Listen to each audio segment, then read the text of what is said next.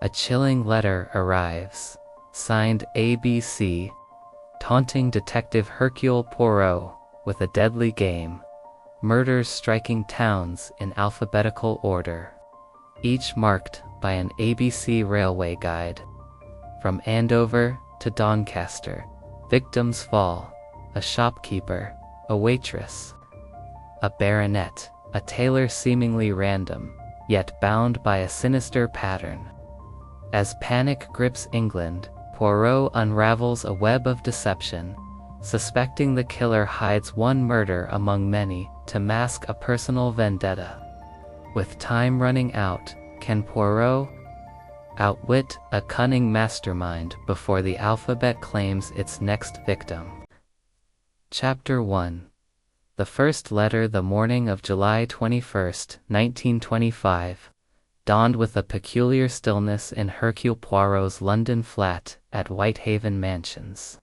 The air carried the faint scent of freshly polished mahogany, and the sunlight, filtered through heavy damask curtains, traced geometric patterns across the pristine desk where Poirot sat, his small, fastidious hands arranging a silver letter opener with surgical precision.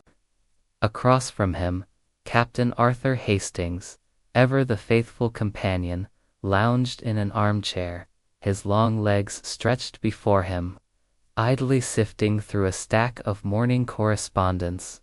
The room was a study in contrasts, Poirot's meticulous order against Hastings' easy, almost careless demeanor. "Really, Poirot," Hastings remarked, tossing aside a bill with a yawn, "your post is as dull as mine these days. Invitations to tedious dinners, advertisements for hair tonics, nothing to stir those famous gray cells of yours." His tone was teasing, but his eyes held a flicker of hope for some new adventure. Poirot's mustache quivered slightly, a sign of amusement or irritation. Hastings could never quite tell. "Patience, mon ami," he replied, his voice soft yet precise, each syllable clipped with his Belgian accent. "The world, it does not always rush to provide mysteries, but when it does—" He paused, his green eyes glinting as he reached for an envelope that stood out among the pile. It was plain, unremarkable, save for its address, typed in a stark, mechanical hand: M. Hercule Poirot, Whitehaven Mansions, London. No return address, no flourish, just cold efficiency. Poirot slit the envelope with a single, deft motion and extracted a single sheet of cheap paper.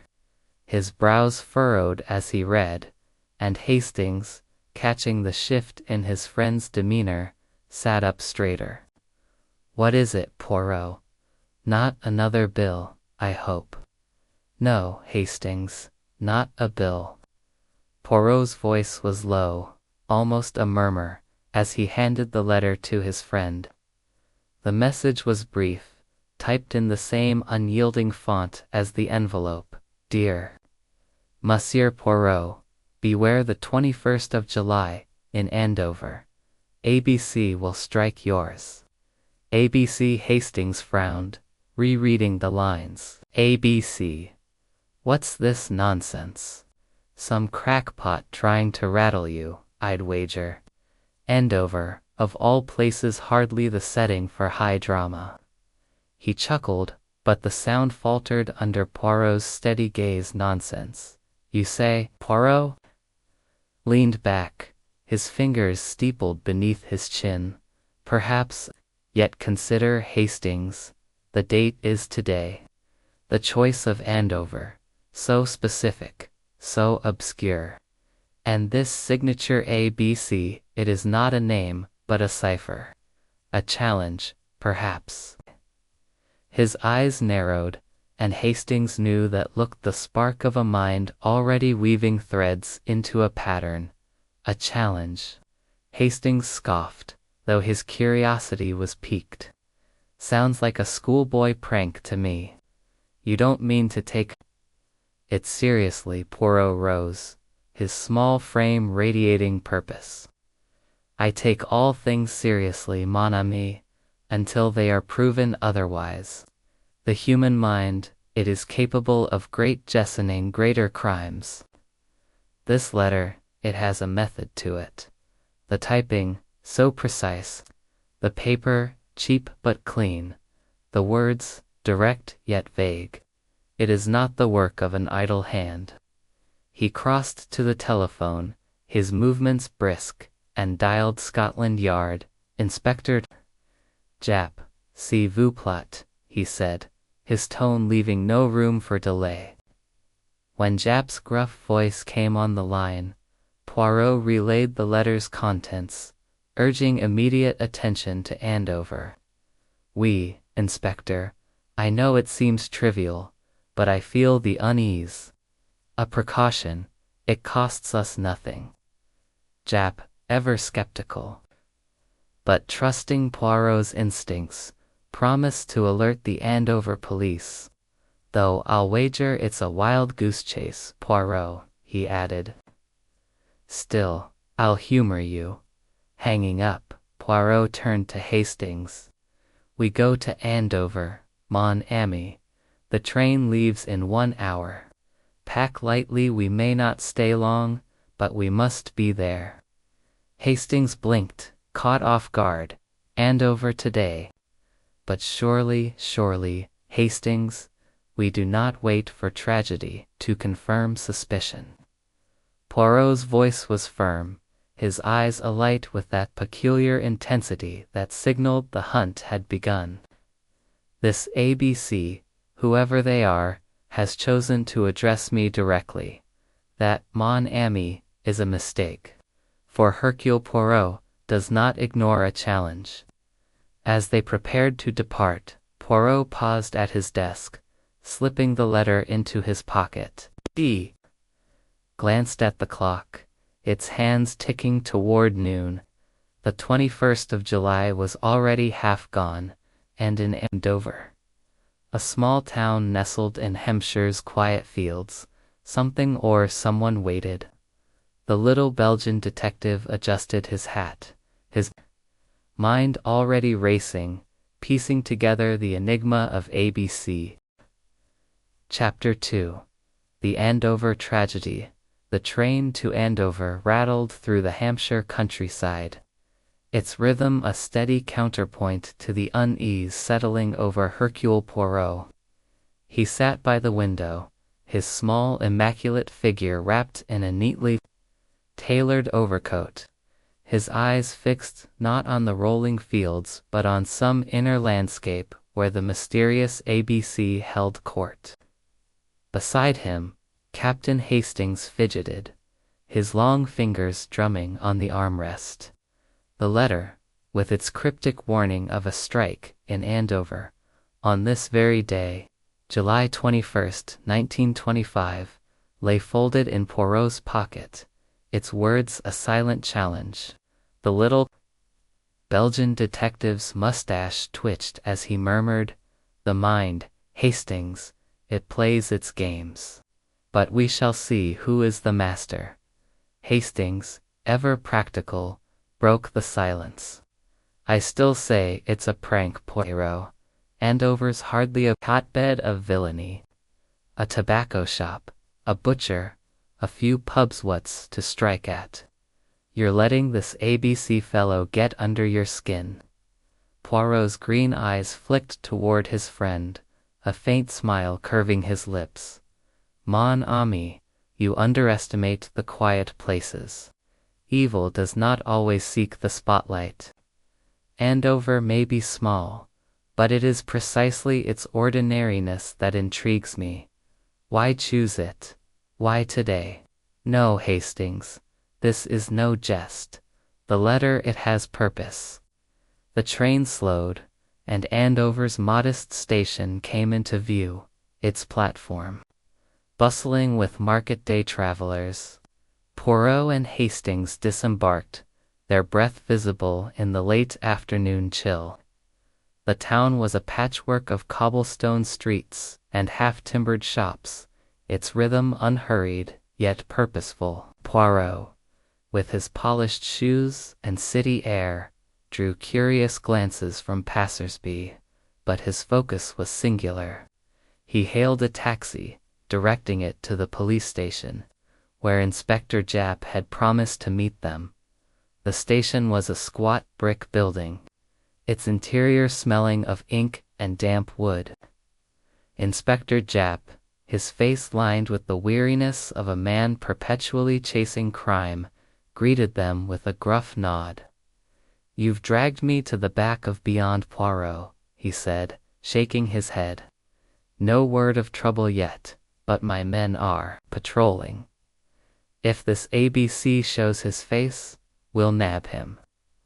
Poirot's expression remained grave. "It is not his face I fear, Inspector, but his hand.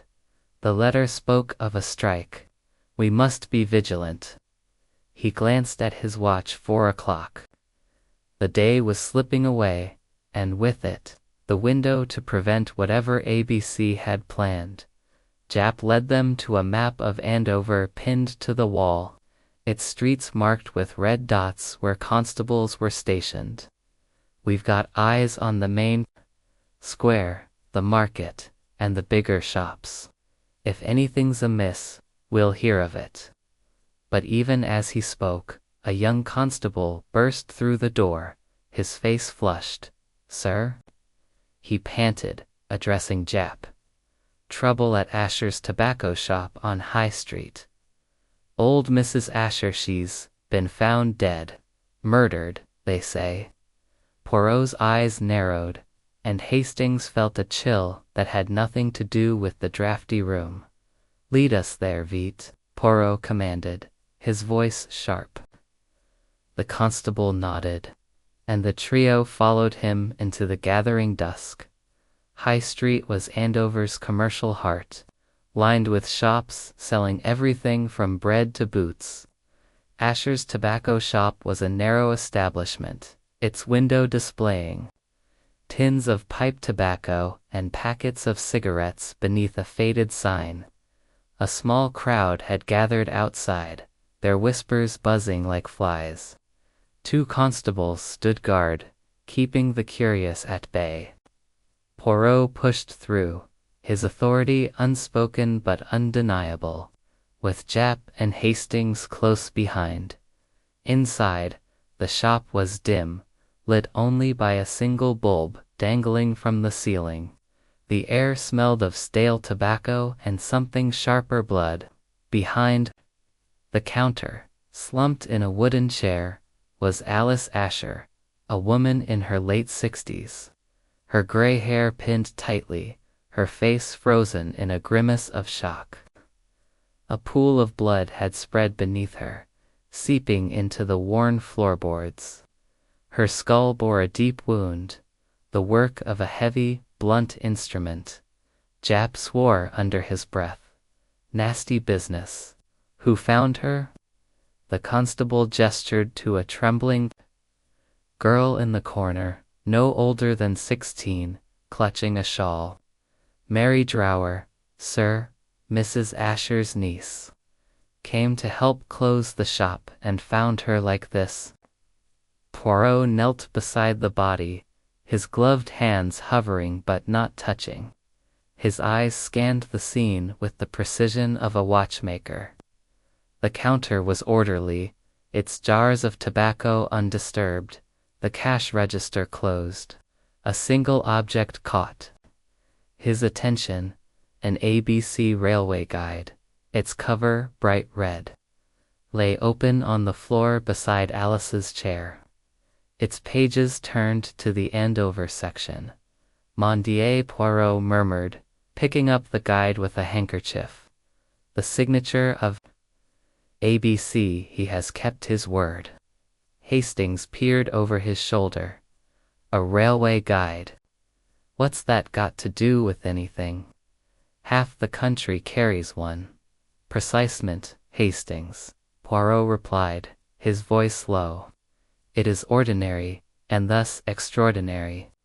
The killer places it here deliberately, as a taunt, A clue. But why? This guide.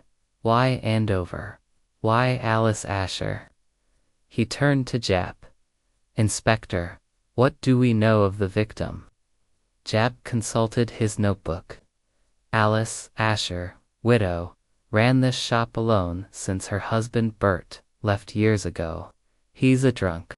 Lives on the edge of town. No children, just the niece, Mary. No enemies, far as we know. Kept to herself, sold tobacco, lived quietly.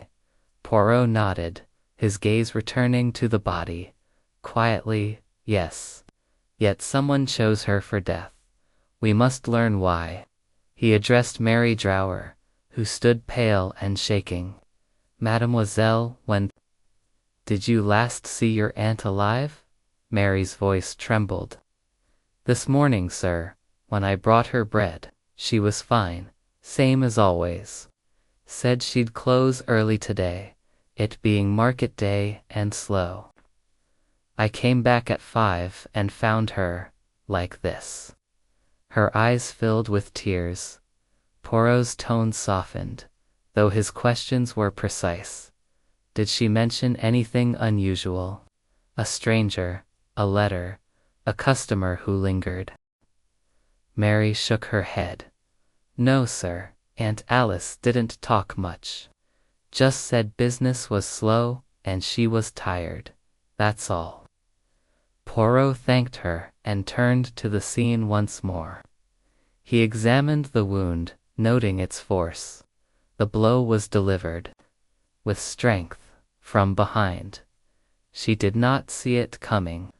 No struggle, no defense. The killer was swift, purposeful. He stepped back, his mind racing. The A.B.C. guide, so deliberately placed, suggested a mind that reveled in order, yet the murder itself was brutal, almost personal.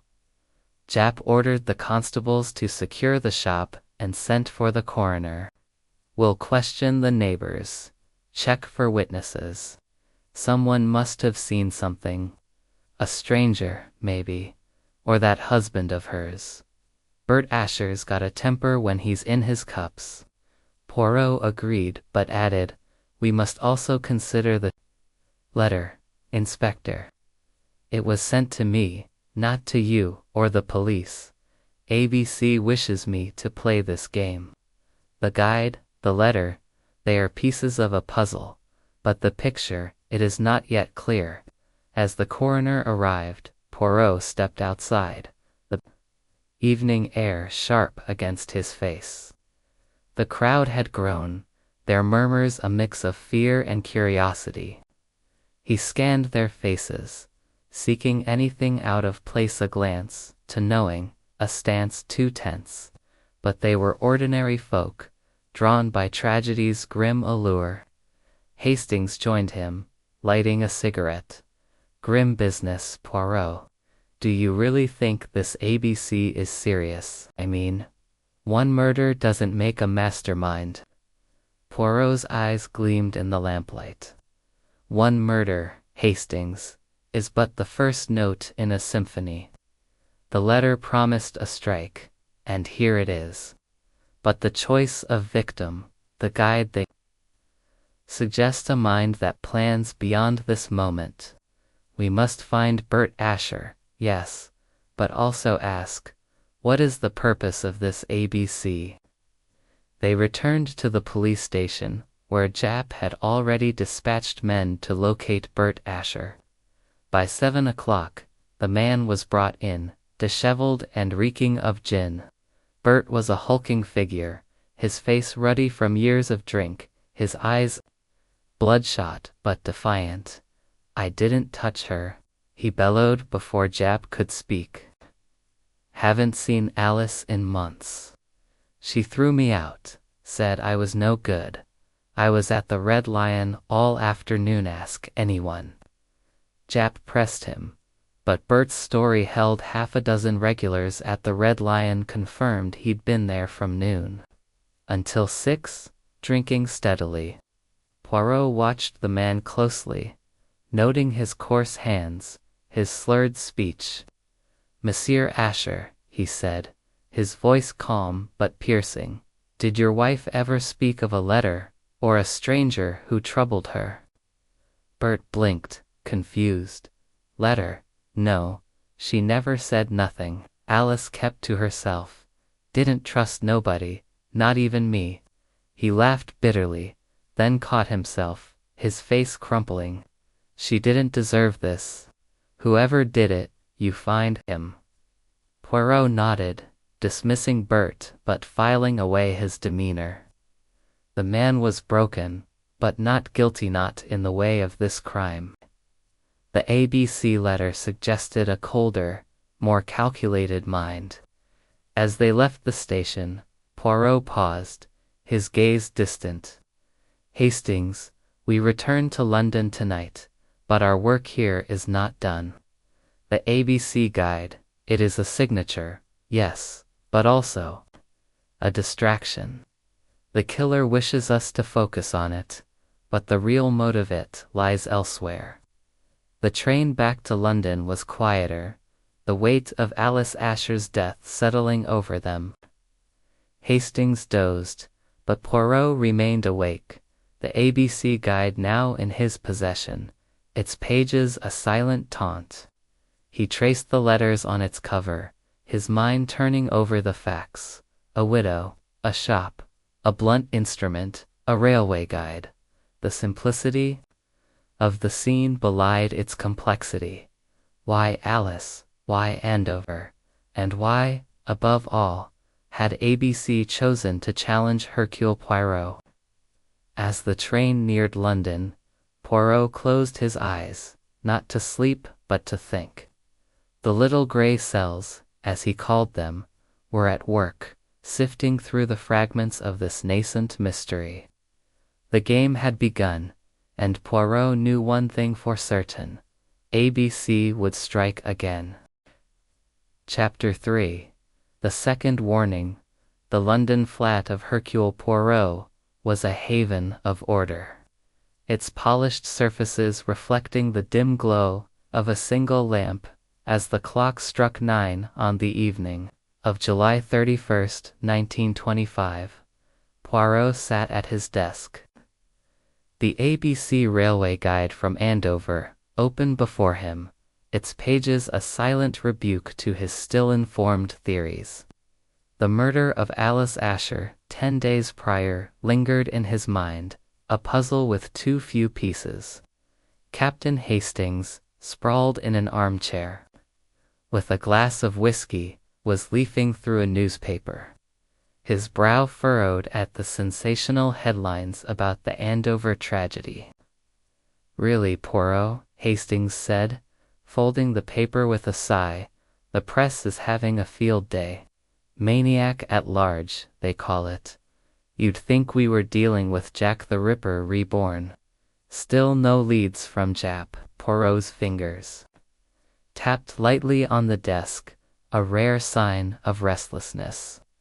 "Nan, mon ami. Inspector Jap pursues the husband, Bert Asher, though I am convinced he is innocent. The man is a drunkard, not a planner.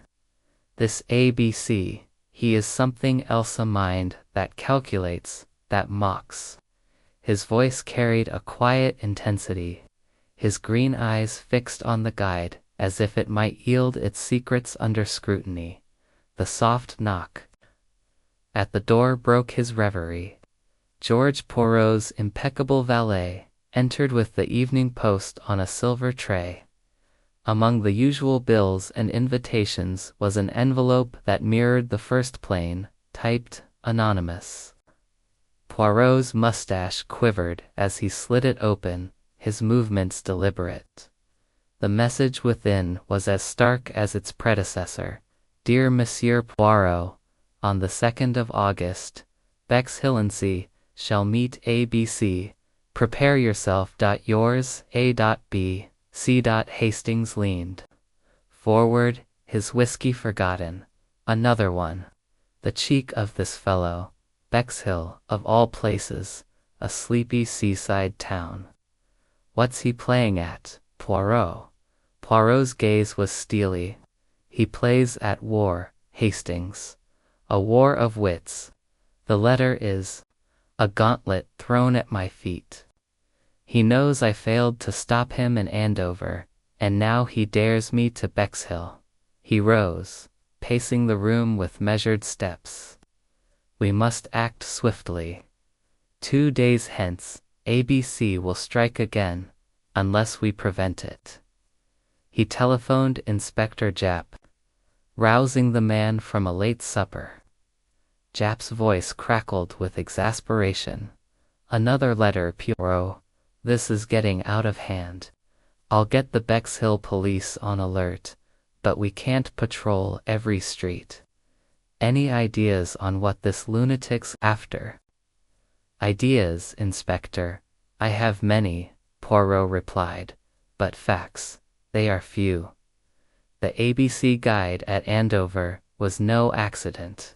It is his signature, his flourish. We must watch for it again. I shall meet you in Bexhill tomorrow. The next morning, Poirot and Hastings boarded a train to Bexhill-on-Sea, the Sussex coast, a stark contrast to Andover's inland quiet. The town was alive with summer visitors, its promenade lined with colorful awnings and the chatter of holidaymakers. Poirot, in his immaculate suit and polished shoes, seemed out of place among the straw hats and sandals, but his focus was unshaken.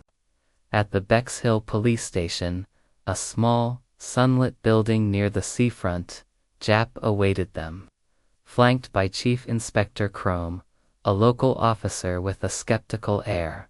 "Morning, Poirot," Japp said, mopping his brow. "Crome here thinks we're chasing shadows, but I've got his men patrolling the town.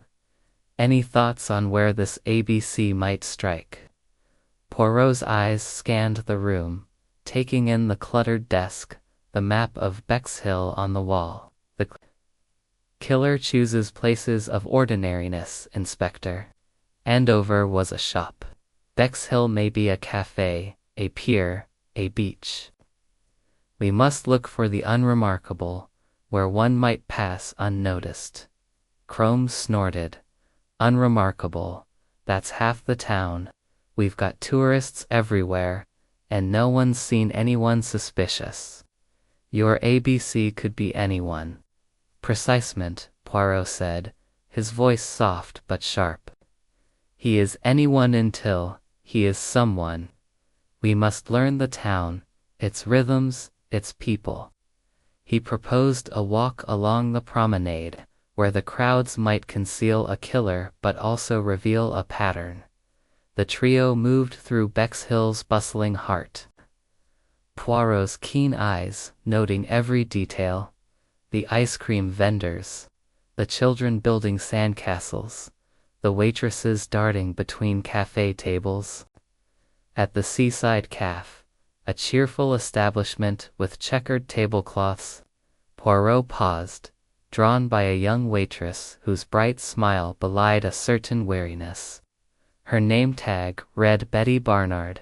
She was in her early 20s, her auburn hair pinned loosely, her manner warm as she served tea to a family. "Bonjour, Mademoiselle," Poirot said, tipping his hat.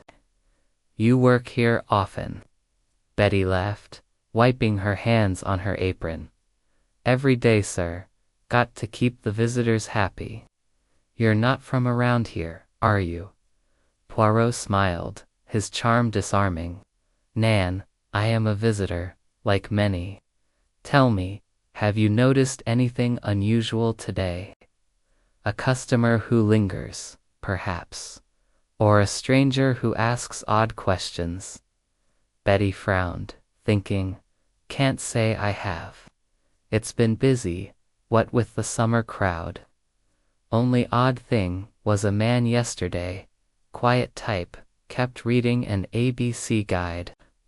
Over his tea, didn't talk much, just paid and left." Poirot's pulse quickened. though his face remained impassive. This man, what did he look like? Tallish, dark hair, wore a gray suit. Nothing special, really. I only noticed because he left the guide behind, then came back for it. She shrugged, moving to another table. Poirot exchanged a glance with Jap. The ABC guide again. It is no coincidence. He urged Crome to station a constable near the cafe, though he sensed the killer's choice of victim might not be so predictable. They continued their patrol, visiting shops, the pier, and the beach. But Bexhill seemed stubbornly normal, its surface unrippled by the threat looming in Poirot's mind. The day of August 2nd dawned bright, the sea sparkling under a cloudless sky. Poirot, Hastings, and Jap resumed their vigil, joined by Crome's men. By noon, no incident had occurred, and Crome's skepticism grew. "Maybe your ABC got cold feet," he said, smirking. Poirot's response was cut short by a constable's urgent arrival. "Sir, trouble on the beach, near the West End. A woman's been found dead." The group hurried to the scene, a secluded stretch of shingle where the tide lapped gently. A small crowd had gathered, kept back by police. There, half hidden by a breakwater, lay Betty Barnard, her body sprawled on the pebbles, her face pale, her eyes staring blankly at the sky. A thin belt, her own, was knotted tightly around her throat, the marks of strangulation vivid against her skin. Beside her, as if placed with care, was an ABC railway guide, open to the Bexhill page. Jap cursed, his face grim. "Damn it, Poirot. He's done it again. Right under our noses." Poirot knelt beside the body, his gloved hands careful not to disturb the scene. The belt was tied with precision, the knot deliberate. "This is not impulse, Inspector. The killer planned this. Chose her, but why Betty? What links her to Alice Asher?" He examined the guide, its pages pristine, despite the damp sand. Again. "The signature ABC wishes us to see his work, to follow his trail." Hastings, pale, muttered, "It's monstrous." "She was just a girl, Poirot. What kind of madman does this?" "A madman, perhaps," Poirot said, rising, "but one with method. We must learn more of Mademoiselle Barnard." He turned to Crome. "Her family, her friends, bring them to the station. And the man with the ABC guide, we must find him." At the police station, Betty's fiancé, Donald Fraser, was waiting, his face a mask of anguish. A lanky man in his late 20s, with a shock of sandy hair, he was a clerk at a local firm. "I saw her last night," he said, his voice breaking. "We had a Rona thing serious, just about her working late. I left her at the cafe around 9. She was fine, I swear."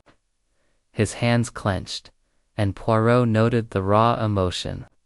The trembling fists. "Monsieur Fraser," Poirot said gently, "did Betty mention anyone unusual?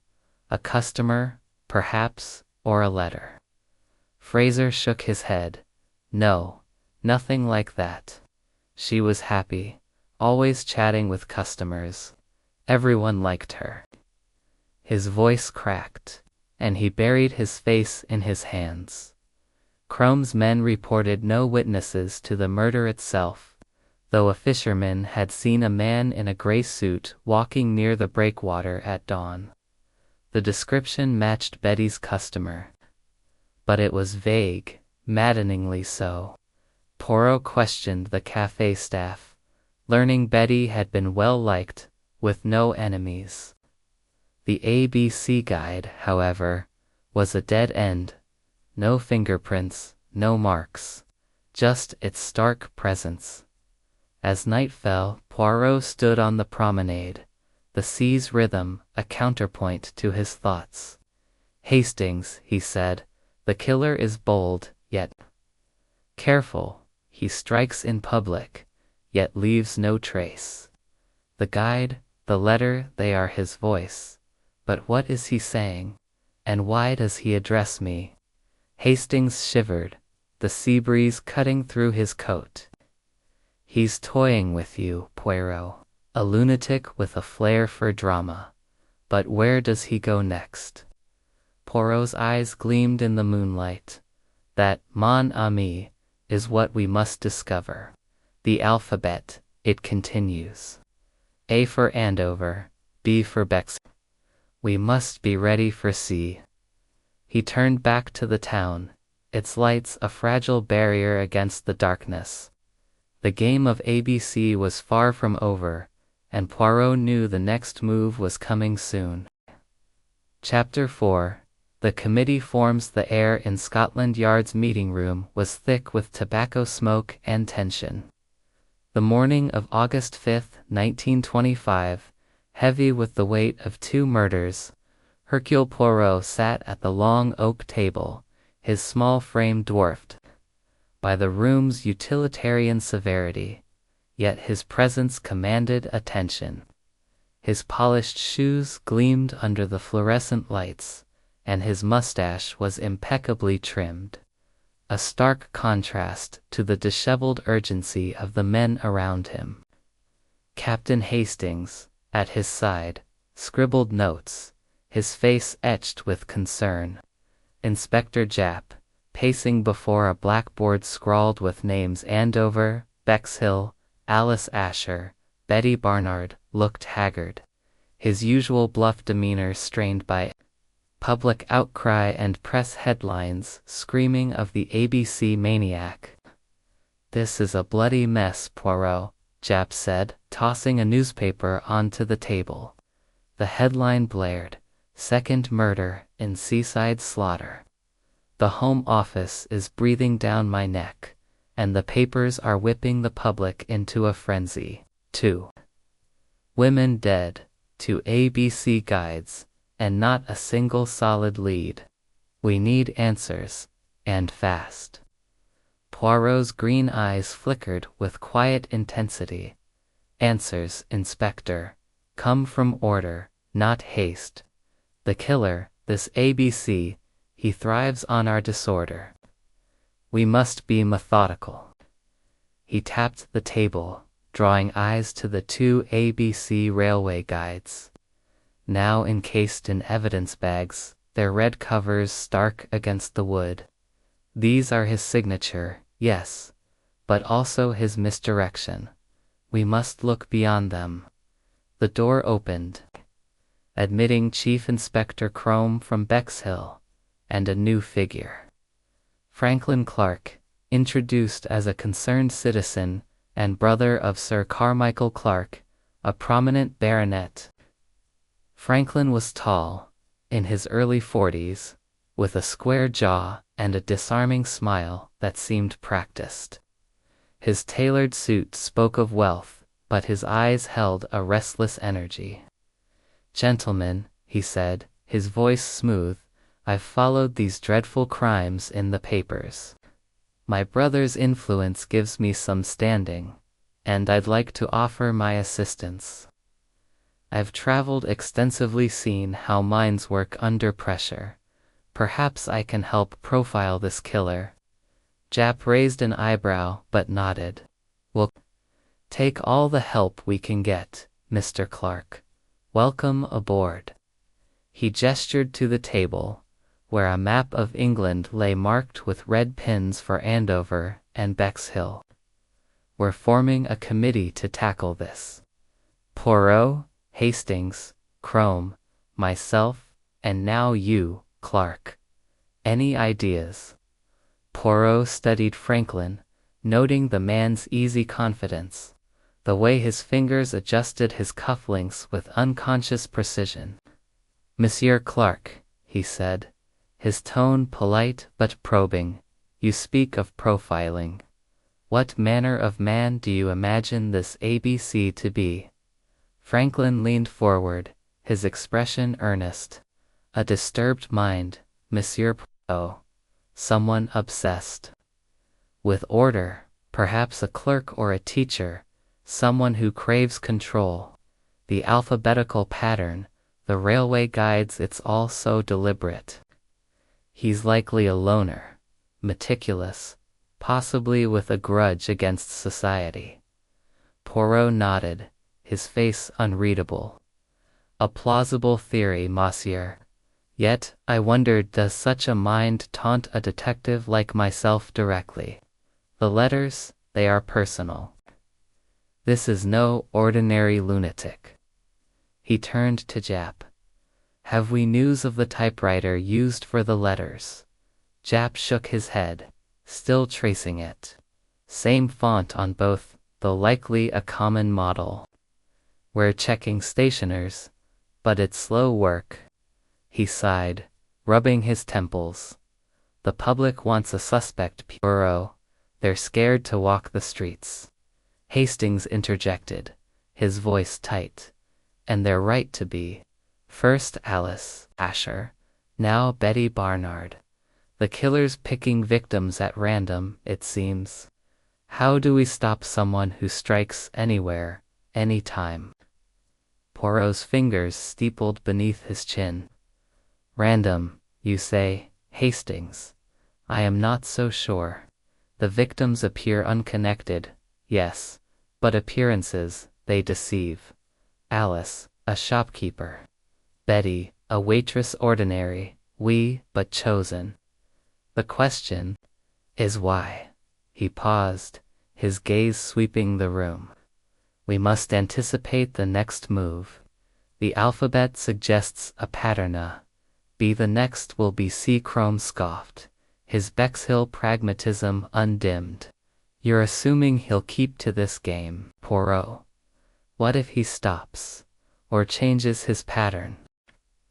Then we shall adapt, Poirot replied, his voice calm but firm.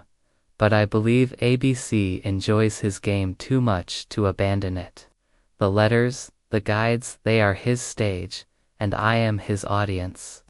As the meeting adjourned, a constable entered, his face pale. Inspector Jap, sir. Another letter's just arrived. Addressed to Monsieur Poirot. Delivered to the yard this morning. Poirot's heart quickened as he took the envelope, its typed address identical to the others. He opened it with care, revealing the now familiar stark message. Dear Monsieur Poirot, Churston, the 15th of August. A.B.C. continues. Can you stop me, Poirot? Yours, A.B.C. The room fell silent, the weight of the words pressing against them. Weedy system, them. Jap swore quietly, snatching the letter to read it. Churst Devon. 10 days from now. He's not slowing down. Poirot's expression was grim. Nan, Inspector. He accelerates. We must move quickly. He turned to Franklin Clark, who stood quietly, his face a mask of concern. Monsieur Clark, you know Churston perhaps? It is near your brother's estate, I believe. Franklin nodded, his brow furrowing. Yes, Sir Carmichael lives there. A quiet place, Churston. Why would he strike there? Poirot's eyes narrowed slightly. Why indeed, we shall find out. He addressed the group. We leave for Churston at once. The killer has given us time, and we shall use it. The committee dispersed with plans to reconvene in Devon, but Poirot lingered, his gaze on Franklin Clark as the man left the room. Hastings, he murmured, there is something about Monsieur Clark. He is too eager, perhaps. Hastings frowned, eager. He's just trying to help, Poirot. His brother's a big name, stands to reason he'd want to lend a hand. Perhaps, Poirot said, his voice soft, but the helpful ones, mon ami, they bear watching. The killer hides among us, and I sense we have only begun to glimpse his shadow. As they left Scotland Yard, the third letter weighed heavily in Poirot's pocket, its taunting words, a silent promise of more blood to come. The alphabet marched on, and Churston awaited. Chapter 5. The Churston Crime. The train to Churston wound through Devon's lush hills, its rhythmic clatter a stark contrast to the tension-gripping Hercule Poirot. On August 14, 1925, the little Belgian detective sat erect, his gloved hands folded. Over the third letter, from A.B.C., its words seared into his memory. Churston. The 15th of August. A.B.C. continues. Can you stop me, Poirot? The taunt gnawed at him, each syllable a challenge to his famed grey cells. Beside him, Captain Hastings gazed out the window, his face taut with unease. It's a devilish game, Poirot, he muttered. 3 letters, 2 murders already. And now Churstana village, not even a proper town. What's this A.B.C. after? Poirot's mustache quivered slightly, a sign of his inner turmoil. He is after control, mon ami. Control of the game, of us.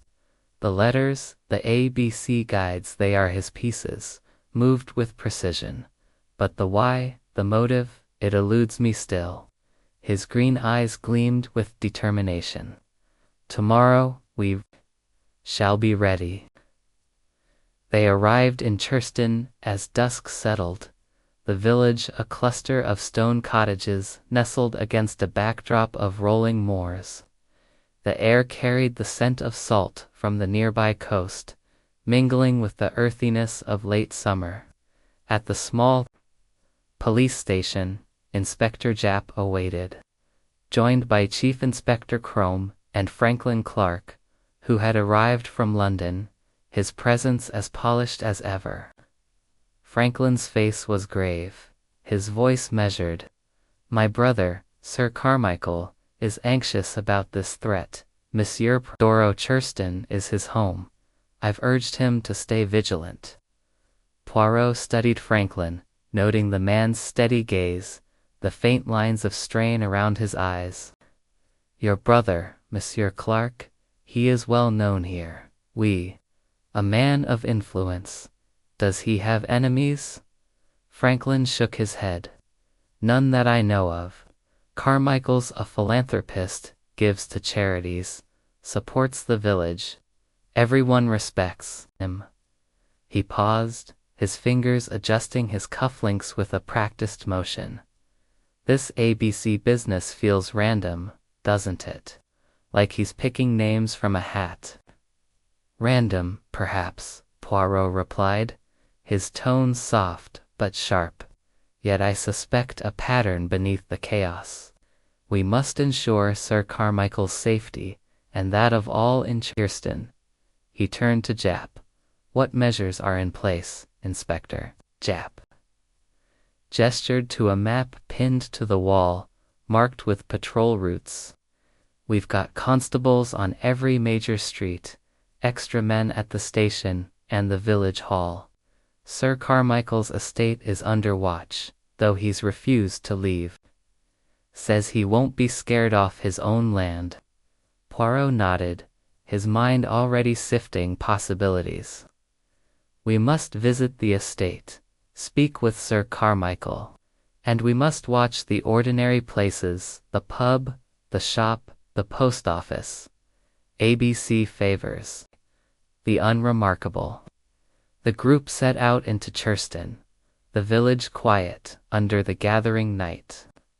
Sir Carmichael Clark's estate, Combeaker, lay on the outskirts, a sprawling Georgian manor surrounded by manicured gardens. The baronet greeted them at the door, a tall man in his 60s with silver hair and a commanding presence, though his eyes betrayed a flicker of unease. Monsieur Poirot, he said, extending a hand. "Franklin's told me of your reputation. I hope you can put an end to this madness." Poirot bowed slightly. "I shall do my utmost, Sir Carmichael. Tell me, have you received any unusual letters or visitors? Anything out of the ordinary?" Sir Carmichael frowned, leading them into a wood-paneled study. "Nothing, I'm afraid. My life is routine charity work, estate matters. My wife, Lady Clark, is unwell, confined to her bed. We keep to ourselves." He gestured to a decanter of brandy, offering drinks, which only Hastings accepted. Poirot's gaze swept the room, noting the orderly shelves, the heavy desk, the absence of clutter. "And this A.B.C. guide," he said, producing a copy from his pocket. "Have you seen one recently? Perhaps left somewhere unusual?" Sir Carmichael shook his head. "Never. I use Bradshaw's for travel. Not that I go far these days." He glanced at Franklin, who stood near the fireplace, his expression unreadable. "Franklin thinks this killer's a lunatic, but I wonder if it's personal. These letters to you, Poirot, they're bold." "Oui," Poirot agreed, his eyes lingering on Franklin for a moment. "But boldness betrays, we shall see." He excused himself to inspect the estate grounds, accompanied by Hastings and Japp. The gardens were serene, the paths lit by lanterns, but Poirot's unease grew. The killer had struck in a shop, on a beach, public places. Would he dare a private estate? The night passed without incident, but as dawn broke on August 15th, a sense of foreboding settled over Poirot. Hastings, Japp, and Franklin patrolled the village, their eyes scanning every face, every shadow. The villagers went about their day, farmers at the market, children playing near the church, but the presence of police cast a pall. By noon, no crime had been reported, and Crome's skepticism resurfaced. "Maybe he's bluffing, Poirot. This letter could be a decoy." Poirot's response was cut short by a constable's urgent arrival. "Sir, it's Sir Carmichael. He dead, found in his study, not half an hour ago." The group raced to Combeferre, the manor now a scene of quiet chaos. Servants hovered in the hall, their faces pale, as Lady Clark's faint sobs echoed from upstairs. In the study, Sir Carmichael lay slumped over his desk, his throat slit with surgical precision, a crimson stain spreading across the blotter. An A.B.C. railway guide rested beside him, open to the Churston page, its red cover a stark contrast to the room's muted tones. Japp swore, his fists clenched. "Right under our noses again, Poirot. How does he do it?" Poirot knelt beside the body, his gloved hands careful, his eyes scanning every detail. The cut was clean, made with a sharp blade, likely a knife or razor.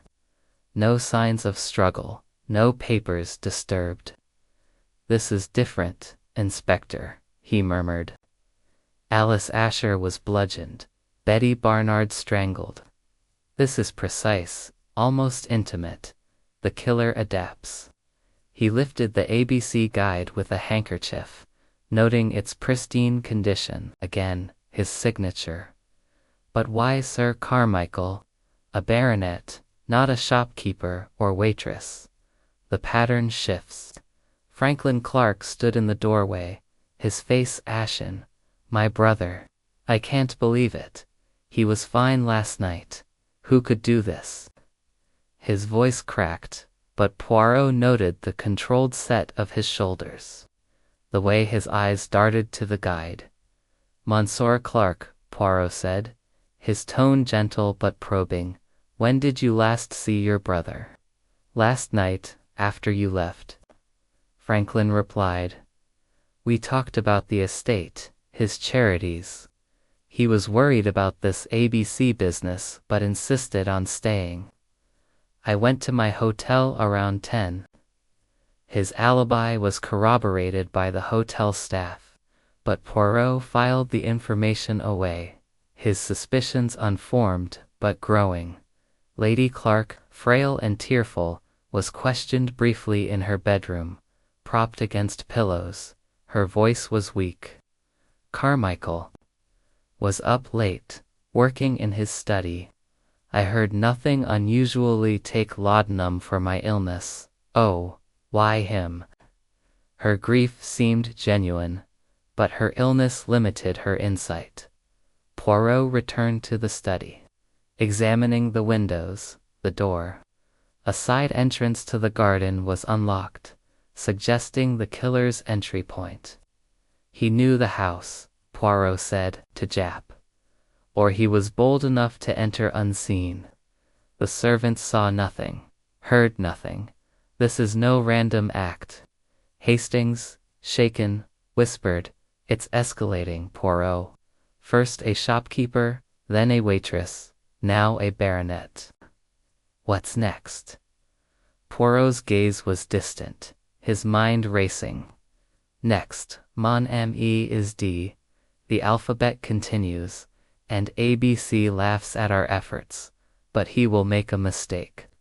The guide, the letters, they are his pride, and pride betrays. He turned to Jap. We must trace the knife, the typewriter, the movements of all who knew Sir Carmichael, and we must watch Monsieur Franklin Clark. Jap raised an eyebrow. Franklin, he's the victim's brother, Poirot. Suspect him? I suspect all, Inspector, until I know the truth, Poirot replied. The killer hides in plain sight, and we are close to close, perhaps. As they left Combeaker, the A.B.C. guide in its evidence bag felt heavier than ever. Its pages a silent promise of more death to come. Chapter 6. The pattern deepens. The Scotland Yard meeting room was a crucible of frayed nerves on the morning of August 18, 1925, 3 days after the Churston murder. The air was stale with cigarette smoke and the weight of failure. The blackboard, now bearing 3 names: Alice, Asher, Betty Barnard, Sir Carmichael Clark, linked by red chalk lines to their respective towns. Andover, Bexhill. Hercule Poirot sat at the head of the table, his small frame radiating a quiet intensity that silenced the room's restless chatter. His polished shoes caught the light, and his mustache was as immaculate as ever, but his green eyes held a glint of frustration. Captain Hastings, beside him, fidgeted with a pencil, his usual optimism dimmed by the mounting body count. Inspector Jap, his face etched with exhaustion, stood before the map, his voice hoarse from endless briefings. 3 murders, Poirot, Jap said, jabbing a finger at the map. 3 A.B.C. guides, 3 letters taunting you. The press is baying for blood, and the Home Office wants results yesterday. We've got nothing, no fingerprints, no witnesses, just these damned guides. He tossed a file onto the table, its pages spilling reports of fruitless searches for the typewriter used in A.B.C.'s letters. Poirot's fingers steepled beneath his chin, his gaze fixed on the guides, now stacked in evidence bags like grim trophies. Patience, Inspector, he said, his voice soft but firm. The killer, he wishes us to see chaos, but there is order in his madness. A 4 Andover, B for Bexhill, C for The alphabet is his canvas, but the strokes. Why these victims? Why these places? Chief Inspector Crome, still bristling from the Bexhill failure, leaned forward. You keep saying there's a pattern, Poirot, but it looks random to me. A shopkeeper, a waitress, a baronet, no connection. He's picking names out of a hat, or worse, out of that blasted railway guide. Poirot's eyes narrowed. Random, you say? Nan, Monsieur Crome. The randomness is the illusion. I begin to suspect A.B.C. hides a singular purpose beneath this alphabetical charade.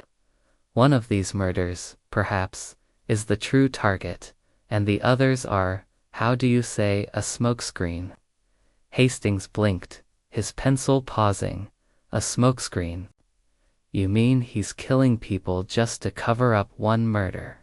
That's diabolical, Poirot. Diabolical, oui, Poirot agreed, but not impossible. The human mind, it is capable of such deception. We must look at the victims, not as names, but as pieces in his game. He turned to Franklin Clark, who sat quietly at the tables, and, his tailored suit impeccable, his face a mask of solemn concern. Monsieur Clark, your brother's death, it was precise, unlike the others. Have you recalled anything new? A rival, a grudge, perhaps? Franklin shook his head, his voice measured. I've racked my brain, Monsieur Poirot. Carmichael was a good man, generous, respected. He had no enemies I know of. His wealth came from investments, not feuds. I still think this A.B.C. is a lunatic, obsessed with order. The guides, the letters, it's all so theatrical. His fingers brushed his cufflinks, a habitual gesture Poirot noted with interest. Theatrical, indeed, Poirot murmured. But a performance requires an audience, and I am it. The letters come to me, not to Scotland Yard. Why? He rose, pacing the room with measured steps, his mind a whirl of connections. We must examine the victims' lives. Alice Asher, a widow with a drunkard husband. Betty Barnard, a waitress with a jealous fiancé. Sir Carmichael, a baronet with wealth and influence. No apparent link, yet the A.B.C. guide binds them. Japp sighed, flipping through his file. We've interviewed everyone we could find. Bert Asher's alibi holds drunk at the Red Lion during Alice's murder. Donald Fraser was at home when Betty was killed, confirmed by his landlady. Sir Carmichael's staff saw nothing at Combecker, and Lady Clark was sedated. We're chasing ghosts. Poirot paused, his gaze distant. Ghosts, perhaps, but ghosts leave traces. The typewriter, Inspector, any progress? Japp shook his head. Common model, sold in every stationer's from London to Leeds. We're checking serial numbers, but it's like finding a needle in a haystack. The paper's cheap. The envelope's standard. A.B.C. knows how to cover his tracks. Franklin leaned forward, his tone earnest. If I may, Inspector, perhaps we should focus on the psychological angle. This killer's methodical, choosing towns alphabetically, leaving guides. He's likely a man of routine, someone who blends in, a clerk, a salesman, someone unnoticed. Poirot's eyes flicked to Franklin, a spark of suspicion kindling. A salesman, you say? An interesting theory, Monsieur Clark. Such a man would travel, know the towns, carry a guide naturally. He filed the thought away, his instincts whispering that Franklin's eagerness was a thread worth pulling. The meeting turned to strategy. With the alphabet pointing to D, Japp proposed a list of towns Doncaster, Dover, Derby where A.B.C. might strike next. We can't patrol every one, he said, but will alert local forces. Focus on Doncaster, it's a busy hub. Fits his pattern of public places. Poirot nodded, but his mind was elsewhere. We must also revisit the victim's associates. Monsieur Fraser, for instance, his quarrel with Betty Barnard, it was heated then. And Lady Clark, though ill, may know more than she realizes. We must return to Churston, Crome groaned. Back to Devon. We've already turned that village upside down. Then we turn it again, Poirot said sharply. The truth hides in the details we overlook. He requested interviews with Donald Fraser and Lady Clark, and a deeper inquiry into Sir Carmichael's financial affairs. Wealth, it breeds envy. Perhaps there lies our motive. As the committee adjourned, Poirot lingered, his gaze on the map. Hastings joined him, his voice low. You're suspicious of Franklin Clark, aren't you? I don't see it, Poirot. He's lost his brother, he's as much a victim as anyone. Poirot's smile was faint. A victim, perhaps, but also a player. His theories, they are too neat, too ready. The killer, Hastings, is close, perhaps closer than we think. He tucked the latest A.B.C. guide under his arm, its weight a reminder of the stakes. The next day, Poirot and Hastings traveled back to Churston, the village now shrouded in mourning. Lady Clark received them in her bedroom at Cumbicka, her frail form propped against pillows, her eyes dulled by grief and laudanum. I told you all I know, she said, her voice a whisper. Carmichael worked late, as always. I heard nothing that night. The servants were asleep. Oh, why him? Poirot's tone was gentle. Madame, your husband's wealth, did he ever speak of disputes, perhaps over his estate? Lady Clark shook her head. He handled everything. Franklin helped with investments. Sometimes, but Carmichael trusted him implicitly. Her words trailed off, and Poirot noted the mention of Franklin, filing it with his growing suspicions. Back in London, Donald Fraser was summoned to Scotland Yard. The young man was haggard, his eyes red-rimmed from sleepless nights. I loved Betty, he said, his voice breaking. Our row was nothing, just me being jealous of her chatting with customers. I'd never hurt her. His landlady's alibi held, but Poirot observed his clenched fists, his raw emotion, grief, or a mask. He could not yet say.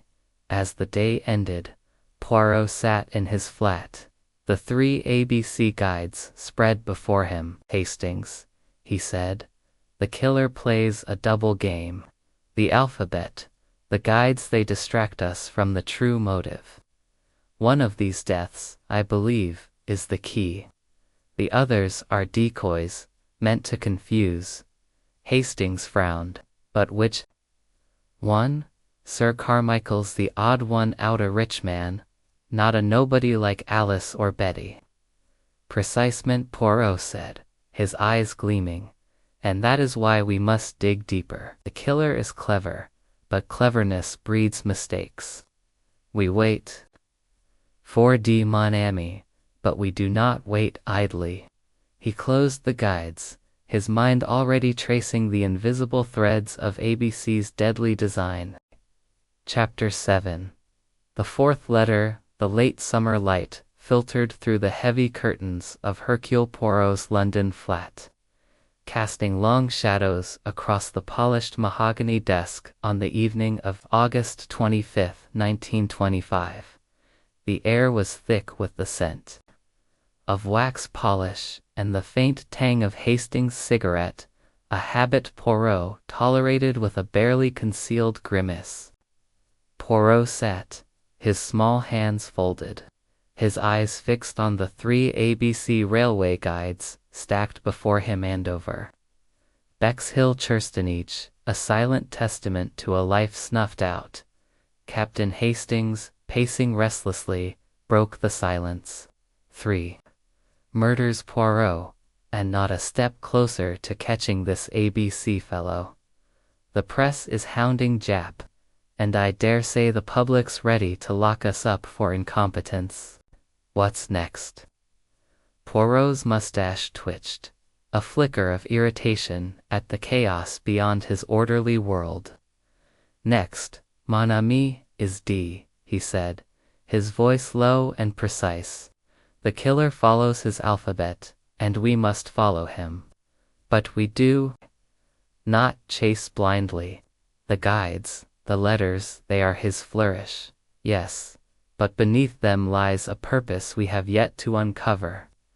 His green eyes gleamed with the quiet ferocity of a mind at work, sifting through the fragments of this deadly puzzle. A sharp knock at the door interrupted his thoughts. George the valet entered with the evening post, his expression as impassive as ever. Among the letters was one that made Poirot's pulse quicken, a plain envelope, typed in that now familiar mechanical hand. He slid it open with a silver letter opener, his movements deliberate, and read aloud to Hastings. Dear Monsieur Poirot, Doncaster, the 1st of September. The game continues, and you are losing. A.B.C. yours. A.B.C. Hastings swore under his breath. Doncaster, now he's moving north, and that tone, you are losing. The nerve of him, Poirot. He's mocking you. Mocking we, Poirot said, his voice calm but laced with steel. But mockery betrays confidence, and confidence breeds error. This letter, it is bolder than the others. A.B.C. grows sure of himself, and that is to our advantage. He rose, pocketing the letter, and reached for his hat. We must inform Inspector Japp at once. Doncaster awaits, and we have little time. At Scotland Yard, the committee reconvened in the same smoke-filled room, the atmosphere heavier with each passing crime. Inspector Japp, his tie askew, greeted Poirot and Hastings with a weary nod. Chief Inspector Crome, ever skeptical, stood by the map, now marked with a 4th red pin for Doncaster. Franklin Clark was present, his polished demeanor unshaken. Despite his brother's recent death. Another letter, Japp said, scanning the typed note. Doncaster's a busy town, races next week, crowds everywhere. Perfect for a killer to slip through. Poirot nodded, his gaze sweeping the room. Precisement, Inspector. The crowds, they are his cloak. But Doncaster is larger than Churston, more chaotic than Bexhill. A.B.C. chooses his stage with care. He turned to Franklin. Monsieur Clark, you know Doncaster, perhaps. Your travels, they take you north. Franklin's smile was tight. Occasionally, for business. It's a bustling place, lots of transient salesmen, punters, easy to go unnoticed. He leaned forward, his tone earnest. This A.B.C. must be a chameleon, blending into crowds. Perhaps we should focus on lodging houses, places a stranger might stay.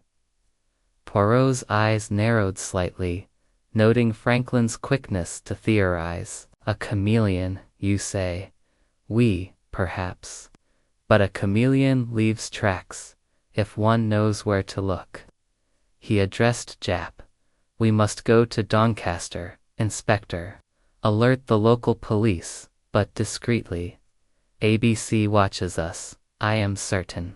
The train to Doncaster the next morning was crowded with rescuers, their chatter a stark contrast to the grim purpose of Poirot's journey. Hastings, clutching a newspaper, pointed to a headline. A.B.C. killer strikes again, when will he stop? The public's in a panic. Poirot. If he kills in Doncaster, it'll be bedlam. Poirot's expression was unreadable. Then we must ensure he does not, mon ami. But I fear A.B.C. is too bold to stop now. He gazed out the window, the Yorkshire landscape rolling past, his mind turning over the victims. Alice Asher, a solitary widow. Betty Barnard, a vibrant waitress. Sir Carmichael Clark, a wealthy baronet.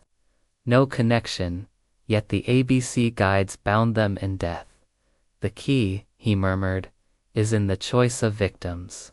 One may be the true target, the others avail.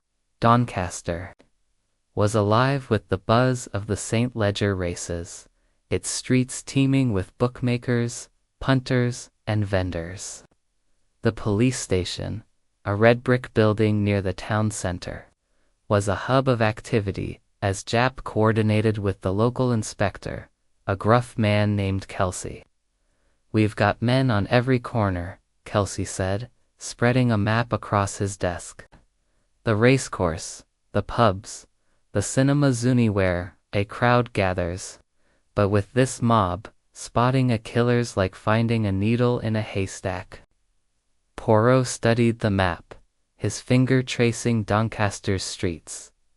A.B.C. favors public places, Inspector Andover's shop, Bexhill's beach, Churston's estates accessible, yet offering escape. We must watch the ordinary, a cafe, a market, a cinema. He paused, his thoughts circling Franklin Clark's suggestion of lodging houses. And yes, the places where strangers stay. A salesman, perhaps, carrying an A.B.C. guide. The day before the predicted strike, and Hastings walked Doncaster's streets, their eyes scanning the crowds. The town was a kaleidoscope of noise and color, the racecourse's roar echoing in the distance. At a small cinema on High Street, Poirot paused, drawn by its faded marquee advertising a matinee. "A cinema, Hastings," he said. "Dark, crowded, anonymous, a perfect stage for A.B.C. They entered, the air thick with cigarette smoke and the flicker of the screen. The manager, a nervous man named Willis, confirmed a busy schedule for September 1st. "Matinees packed," he said. "Folks come for the races, stay for the pictures." Poirot questioned him about unusual customers, but Willis shook his head. "All sorts, sir. Nobody stands out."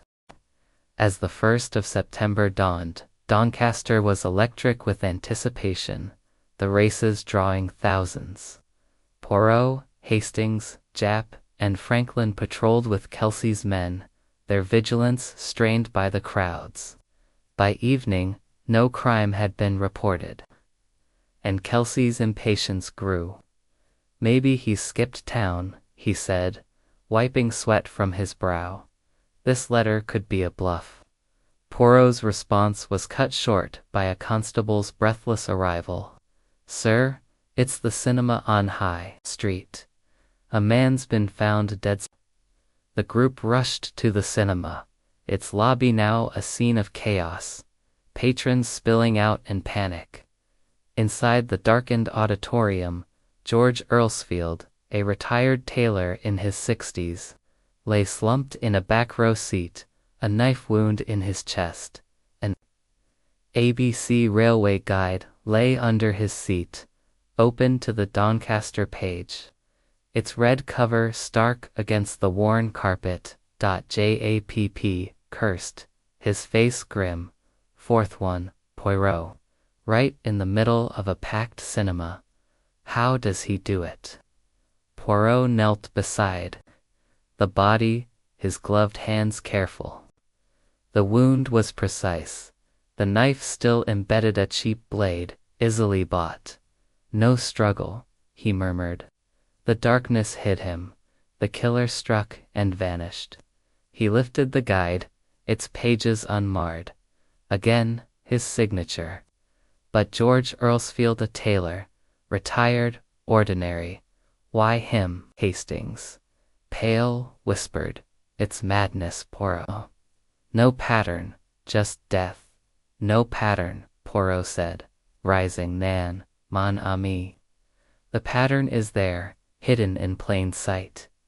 He turned to Kelsey, the victim's family, his life. Me, everything. George Earlsfield, they learned, was a widower, living alone in a small flat. His daughter Ellen was summoned, her face a mask of shock. Dad kept to himself, she said, her voice trembling. Loved the cinema, went every week. He had no enemies, no money to speak of. Why would anyone? Her words dissolved into sobs. Poirot questioned the cinema staff, but none recalled a suspicious figure. A ticket girl mentioned a man in a dark coat lingering near the back row, but the description was vague. The knife yielded no fingerprints, the guide no clues beyond its deliberate placement. As the night deepened, Poirot stood outside the cinema, the crowd's murmur fading into the distance. Hastings, he said, his voice low.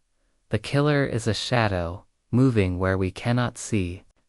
But shadows cast shapes, and we will find his. He glanced at Franklin Clark, who had joined them, his face drawn but composed. Monsieur Clark, you spoke of a chameleon. Perhaps you are right, but chameleons, they are caught when they move. Franklin met his gaze, unflinching. I hope so, Monsieur Poirot. This has to stop. As they returned to the police station, Poirot's mind churned. For victims, for guides, for letters. The alphabet marched on, and A.B.C.'s game grew deadlier. But Poirot sensed a crack in the killer's facade. Pride, perhaps, or a misstep waiting to be made. The hunt for D was over, but E loomed, and Poirot vowed to be ready. Chapter 8. The suspect emerges the Scotland Yard meeting room. On the morning of September 3, 1925, was a study in frustration. Its air heavy with the stale scent of coffee and the weight of 4 unsolved murders. Hercule Poirot sat at the head of the long table, his small, immaculate figure a beacon of calm amid the storm of agitation. His gloved hands rested on the polished wood, the 4 A.B.C. railway guys Andover Bexhill, Churston Doncaster lined, before him like grim sentinels. Captain Hastings, to his right, leafed through a notebook, his face drawn from sleepless nights. Inspector Japp, pacing before a map, now bristling with red pins, was visibly frayed, his usual gruff confidence eroded by the press's relentless clamor and the Home Office's mounting pressure. Chief Inspector Crome, his skepticism now tinged with desperation, leaned against the wall, while Franklin Clark sat quietly, his tailored suit and steady gaze a contrast to the room's tension. For murders, Poirot, Japp said, his voice raw. For guides, for letters, and not a blasted clue that holds water.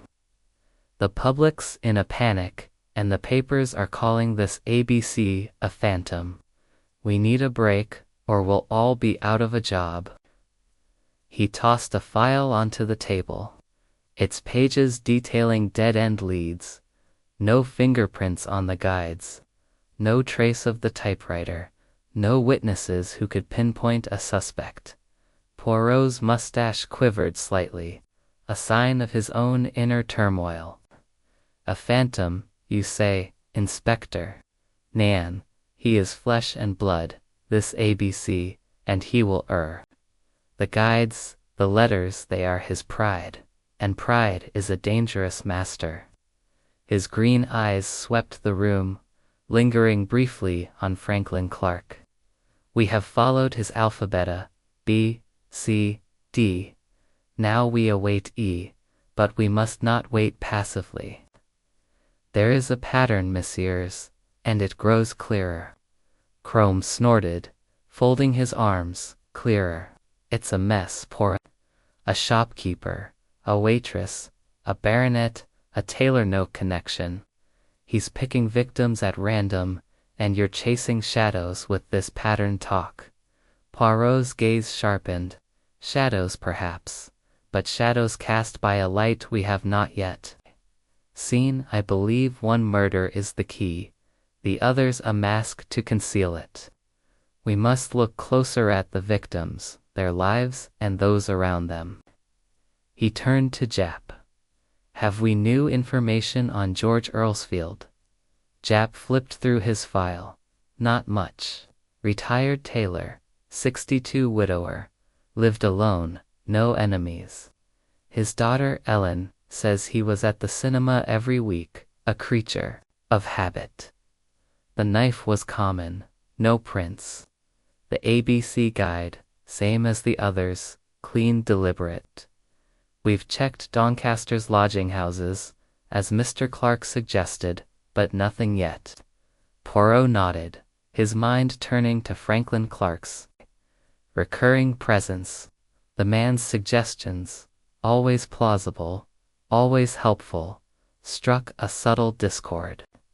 Monsieur Clark, Poirot said, his tone polite but probing, you have been most generous with your insights. This idea of lodging houses, have you other thoughts on where A.B.C. might hide? Franklin leaned forward, his expression earnest. He's mobile, that's clear. A traveler, someone who knows these towns. I'd wager he's unremarkable, a salesman, perhaps, or a clerk. Someone who carries an A.B.C. guide naturally, blends into the background. His fingers brushed his cufflinks, a gesture Poirot had come to recognize. A salesman, Poirot repeated, his voice soft. An interesting choice. Such a man would move freely, unnoticed. Tell me, Monsieur Clark, do you know such men? In your business dealings, Franklin's smile was quick. Dozens, I'm afraid. My investments take me across the country. Salesmen are everywhere, hawking everything from stockings to typewriters. Hard to pin one down. Poirot's eyes held Franklin's for a moment longer than necessary. Indeed, hard, but not impossible. He turned to Jap. We must explore this angle, Inspector. A traveler, perhaps a salesman, who was in Bexhill, Churston, and Doncaster on the days of the murders. As the meeting broke, a constable entered, his face flushed with urgency. Inspector Jap, we've got a lead. A lodging house in Doncaster reported a guest who fits the bill, a salesman named Alexander Bonaparte Cust. Stayed there the night of Earlsfield's murder. He's been in Andover, Bexhill, and Churston too, according to other records, and get this, he carries an A.B.C. guide. Jap's eyes lit up. Cust, that's a name to conjure with. A.B.C. himself, maybe. Where is he now? London, sir, the constable said. We've tracked him to a boarding house in Camden. He's a traveling salesman, sells stockings. Bit of an odd duck, they say. Poirot's pulse quickened, though his face remained impassive. Bring him in, Inspector, but with care. We must not alarm him.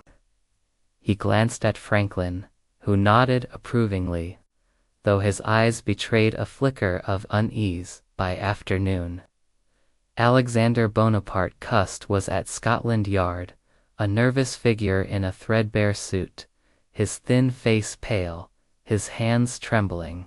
He was in his late 30s, with watery eyes and a habit of blinking rapidly, as if startled by the world. An ABC guide protruded from his worn satchel, its red cover unmistakable. Japp, flanked by Poirot and Hastings, began the questioning, his tone firm but measured. "Mr. Cust," Japp said, "you were in Doncaster on September 1st, correct? And in Churston, Bexhill, and Andover, on the dates of the murders." Cust's eyes darted between them, his voice quavering. "Why, yes, sir. I travel for work, selling stockings. I go where the orders take me, but I didn't do anything wrong." His hands clutched the table, and Poirot noted a faint tremor. Perhaps from nerves or something deeper. Poirot leaned forward, his voice gentle but piercing. "Monsieur Cust, this ABC guide, why do you carry it?" Cust blinked, confused. "It's useful, sir, for trains, schedules. I'm always on the move. Everyone has one, don't they?" His voice cracked, and he rubbed his temples, as if fighting a headache. "And these towns," Poirot continued. "You were there on the exact dates of the murders.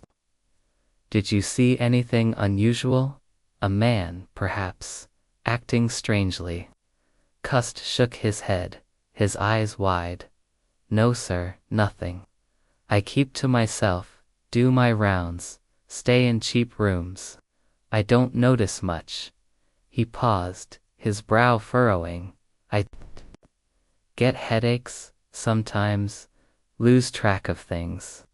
But I'm no killer."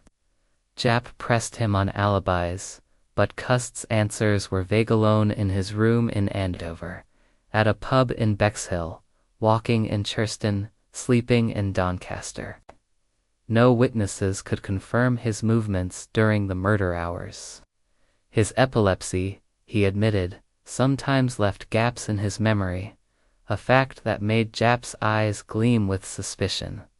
Poirot observed silently, his mind racing. Cust was too perfect.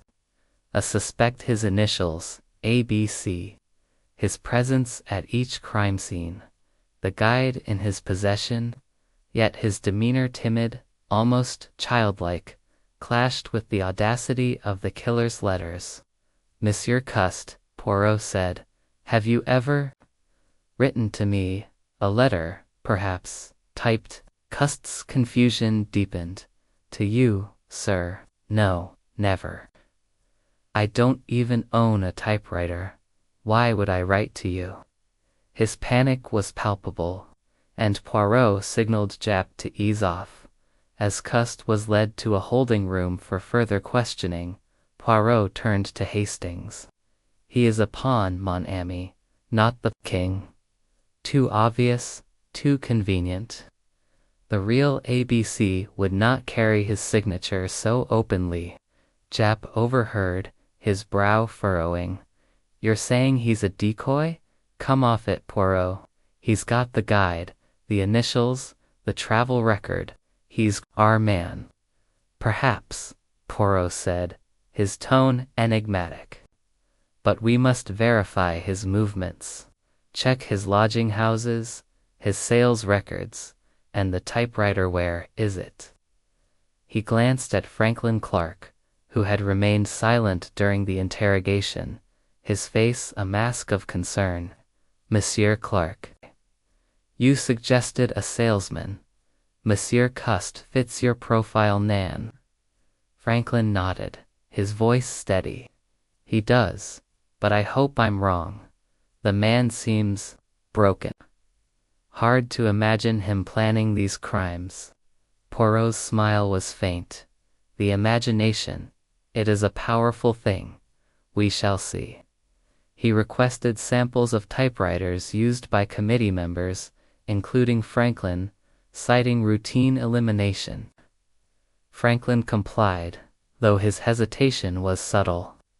A flicker Poirot did not miss. As the day ended, Poirot stood alone in his flat, the four guides spread before him. "Hastings," he said, as his friend entered, "Cust is a shadow, cast by another. The killer is close, perhaps among us. We must watch, and wait for his next move. The alphabet loomed, E, the next letter, and Poirot knew the game was far from over. Chapter 9. The motive unravels. The morning of September 5, 1925, found Hercule Poirot in his London flat, the air heavy with the scent of strong coffee and the faint mustiness of old books.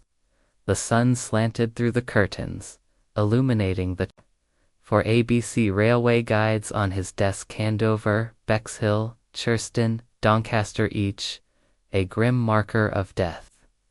Poirot's small, fastidious hands were still, his green eyes fixed on the guides as if they might whisper their secrets. Captain Hastings, seated across from him, was restless, his fingers tapping a nervous rhythm on the armrest. "For murders, Poirot," he said, his voice edged with frustration. "And now this cussed fellow to perfect a fit, if you ask me. Are we any closer to stopping this A.B.C.?" Poirot's mustache twitched, a sign of his own unease. "Closer, mon ami, but not close enough. Alexander Bonaparte cussed. He is a piece of the puzzle, but not the picture. His initials, his travels, the guide in his satchel, they are too neat, too deliberate. The true A.B.C., he hides behind this shadow." He leaned back, his mind a whirl of connections, each victim a thread in a tapestry he could not yet fully see. The telephone's sharp ring broke his reverie. Inspector Japp's voice crackled through the line, urgent and strained. "Poirot, we've got something." Cust's lodging house in Camden found a typewriter in his room. "Matches the font on the A.B.C. letters. He's still swearing he's innocent, but it's damning. Can you come to the Yard?" Poirot's pulse quickened. "At once, Inspector." He hung up, turning to Hastings. "The net tightens, mon ami, but perhaps not around the fish we seek. To Scotland Yard, v." The meeting room at Scotland Yard was a familiar battleground, its walls now plastered with photographs of crime scenes and a timeline of A.B.C.'s murders. Japp stood by the blackboard, his face haggard, while Chief Inspector Crome and Franklin Clark sat at the table, the latter's polished demeanor unshaken despite the grim atmosphere. The typewriter, a battered Remington, sat in an evidence box, its keys worn but functional. Japp gestured to it. "Found under Cust's bed, wrapped in a cloth. We tested it. The font's a perfect match for the letters. Cust claims he doesn't know how it got there, but he's sweating like a cornered rat." Poirot examined the typewriter, his gloved fingers tracing its edges. "Interesting, Inspector. And yet, Monsieur Cust denies writing the letters. A salesman, with no reason to taunt a detective. Curious, Nan." He turned to Crome. "What else do we know of his movements?" Crome flipped through a file. "Cust's travel records check out: Andover on July 21st, Bexhill on August 2nd, Churston on August 15th, Doncaster on September 1st.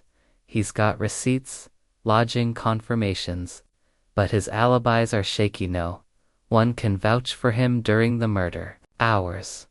Says he was alone, or sleeping, or can't recall because of his epilepsy." Franklin Clark leaned forward, his voice measured. "Epilepsy could explain a lot, couldn't it? Blackouts, violent impulses. Maybe he doesn't even know he's the killer."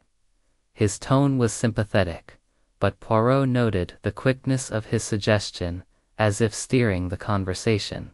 "Perhaps," Poirot said, his eyes narrowing, "but a mind that plans these murders, writes these letters, leaves these guides, is not the mind of a man who forgets, We must look deeper.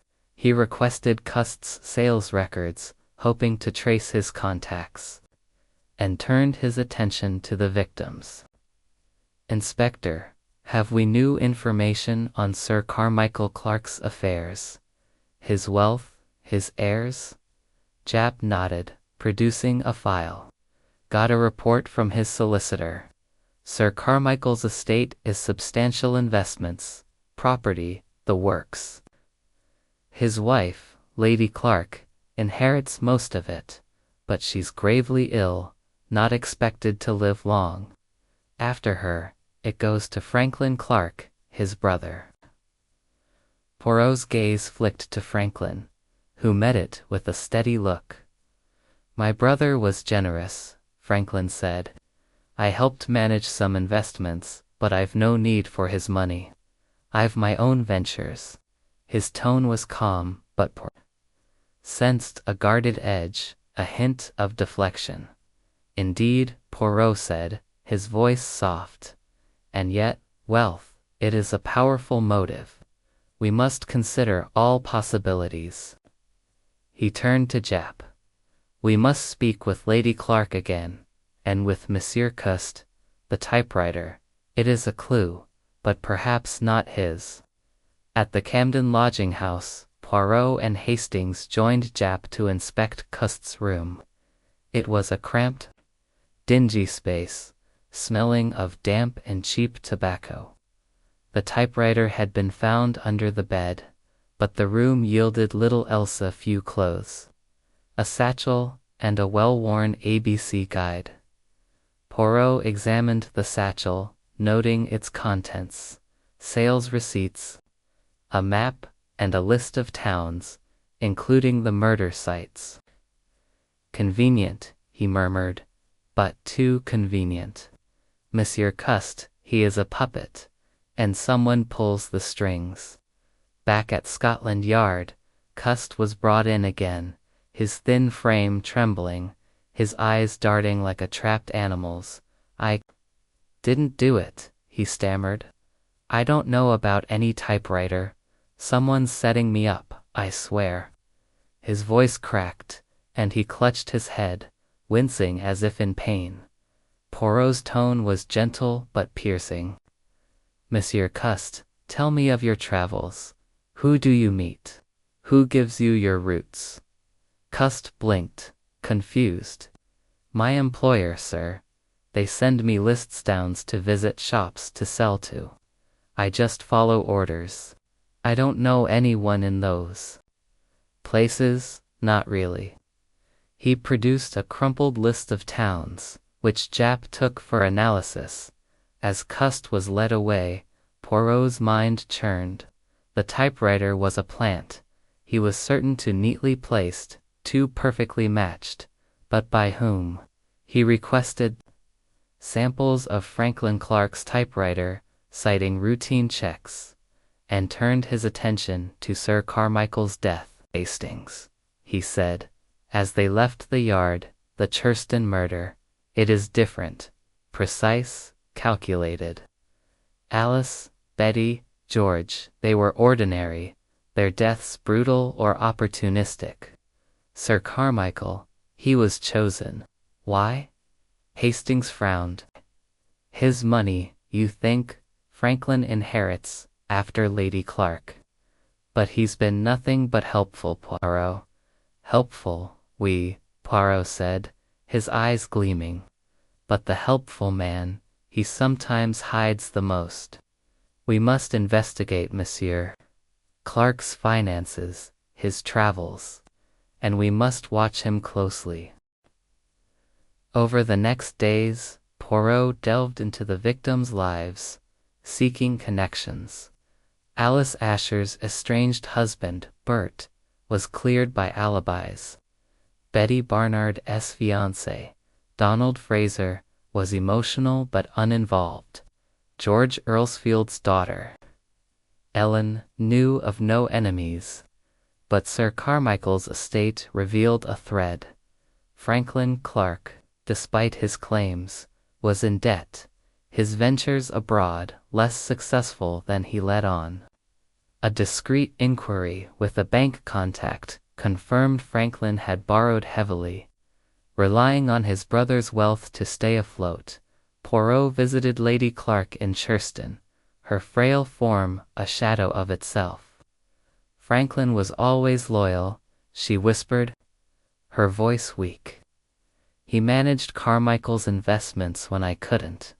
But Carmichael worried, said Franklin was reckless sometimes. Her words, though vague, fueled Poirot's suspicions. Back in London, Poirot confronted Franklin privately. At his club, a wood-paneled haven of wealth. "Monsieur Clark," he said, his voice velvet over steel, "your brother's death, it benefits you, does it not? With Lady Clark's illness, the estate will soon be yours." Franklin's smile was tight. "You're direct, Monsieur." "Yes, I inherit. But I didn't kill my brother. I loved him. This A.B.C. business, it's a madman's work, not mine."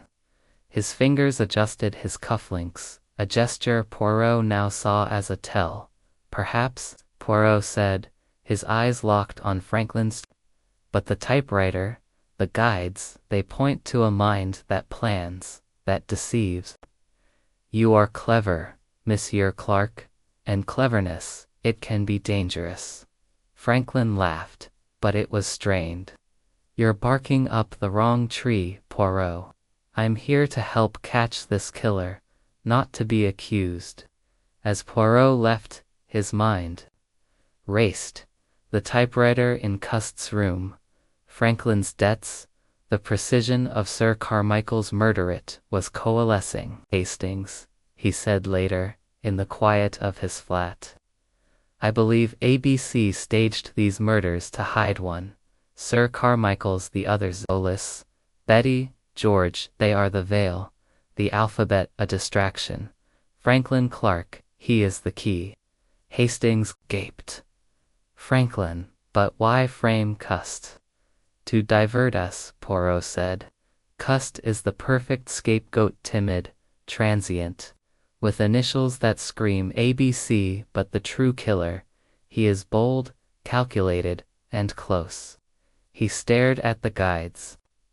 Their red covers a challenge.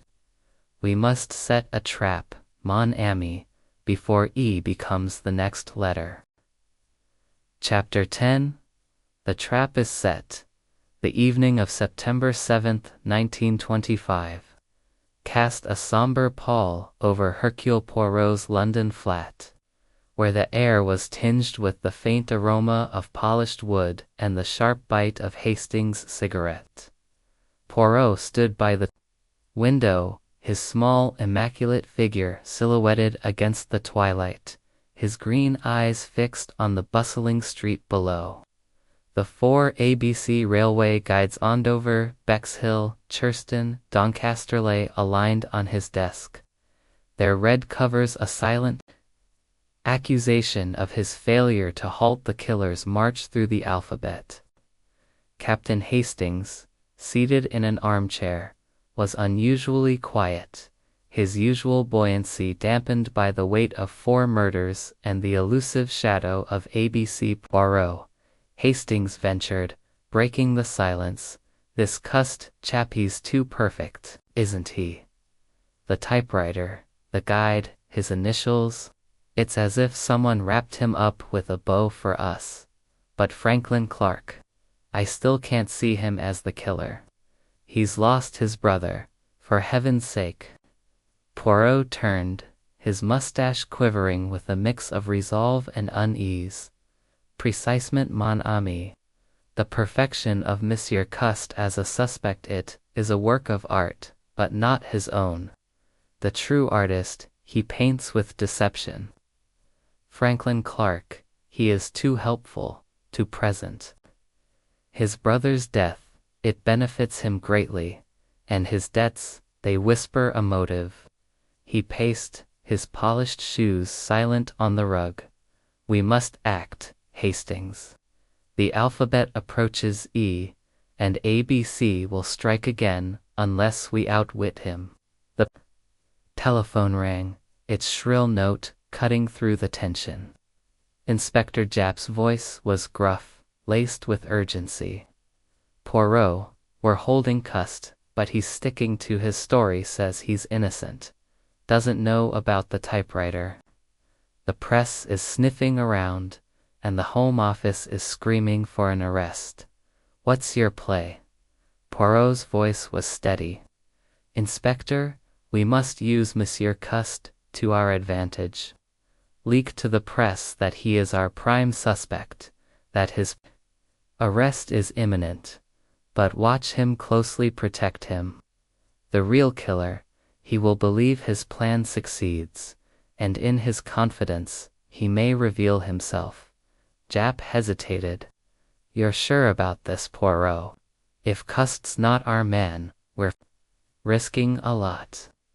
I am sure of little, Inspector Poirot said, but I am certain of this. A.B.C. is watching. Let him think we are blind. And send me the typewriter samples from the committee, especially Monsieur Clark's. We meet tomorrow.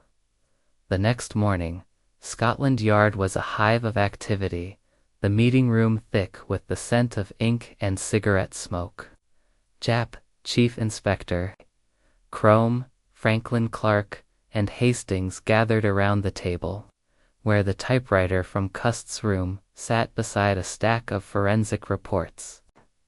Poirot entered, his presence commanding despite his diminutive stature, and placed a new file before him. Typewriter samples from the committee members. Monsieur Poirot, began his voice clear. We stand at a crossroads. Alexander Bonaparte, Cust. He is the suspect. The world sees his initials, his travels, his guide, the typewriter, but I say he is a marionette, his strings pulled by another. We must find the puppeteer. He opened the file, revealing typed pages. The typewriter in Cust's room. It matches the A.B.C. letters, but these samples, he tapped the file. They tell a story. Japp leaned forward. You've got something, Poirot. Spill it. Poirot's eyes flicked to Franklin Clark, who sat with his usual composure, his fingers brushing his cufflinks. The sample from Monsieur Clark's office. It is illuminating. The font, it is identical to the A.B.C. letters. A coincidence perhaps, but I do not believe in coincidences. The room stilled, all eyes on Franklin. Franklin's smile was tight, his voice calm. Monsieur Poirot, my typewriter is a common model. Dozens in London alone could match it. Surely, you're not suggesting I'm involved. His tone was light, but Poirot caught a flicker of tension in his eyes. Not suggesting. Monsieur Clark, Poirot said softly, merely observing. We must eliminate all possibilities. He turned to Japp. We have leaked to the press that Cust is our man. Now, we watch. The killer, he will believe his plan succeeds. He may act carelessly. Crome frowned.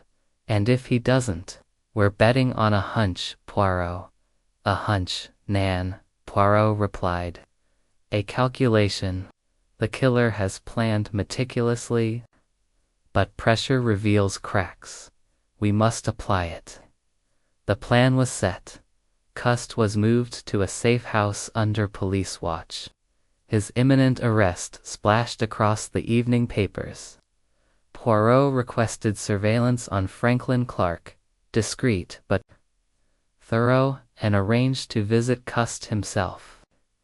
At the safe house, a drab terraced building in Islington, Cust was a nervous wreck, his thin frame hunched, his eyes darting. I didn't do it, sir, he whispered. I don't know how that typewriter got in my room. Someone's after me. I swear. Poirot's tone was gentle. Monsieur Cust, tell me of your employer, who sends you to these towns.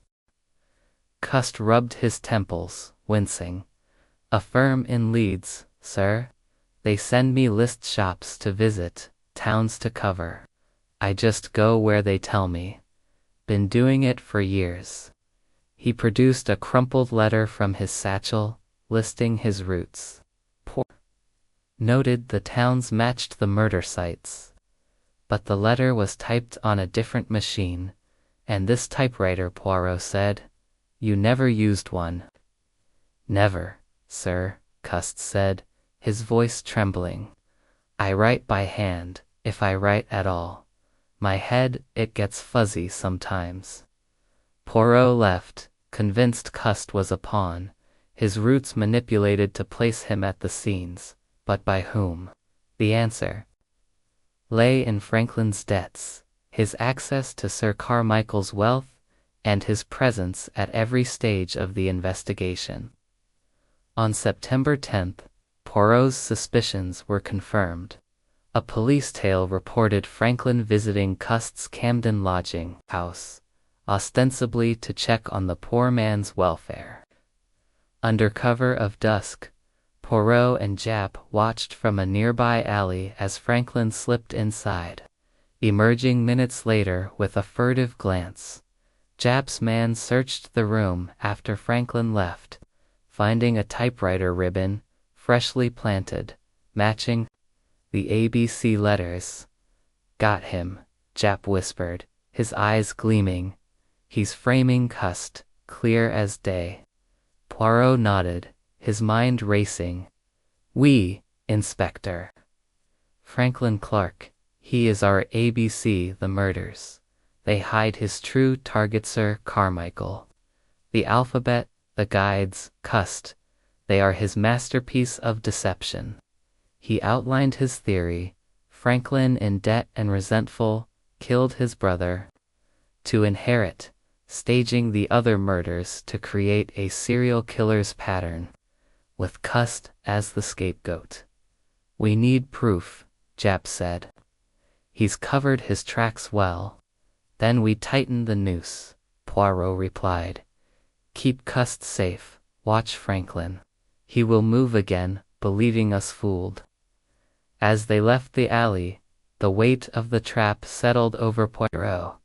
The alphabet loomed the next letter, but Poirot was no longer chasing, he was hunting. Chapter 11.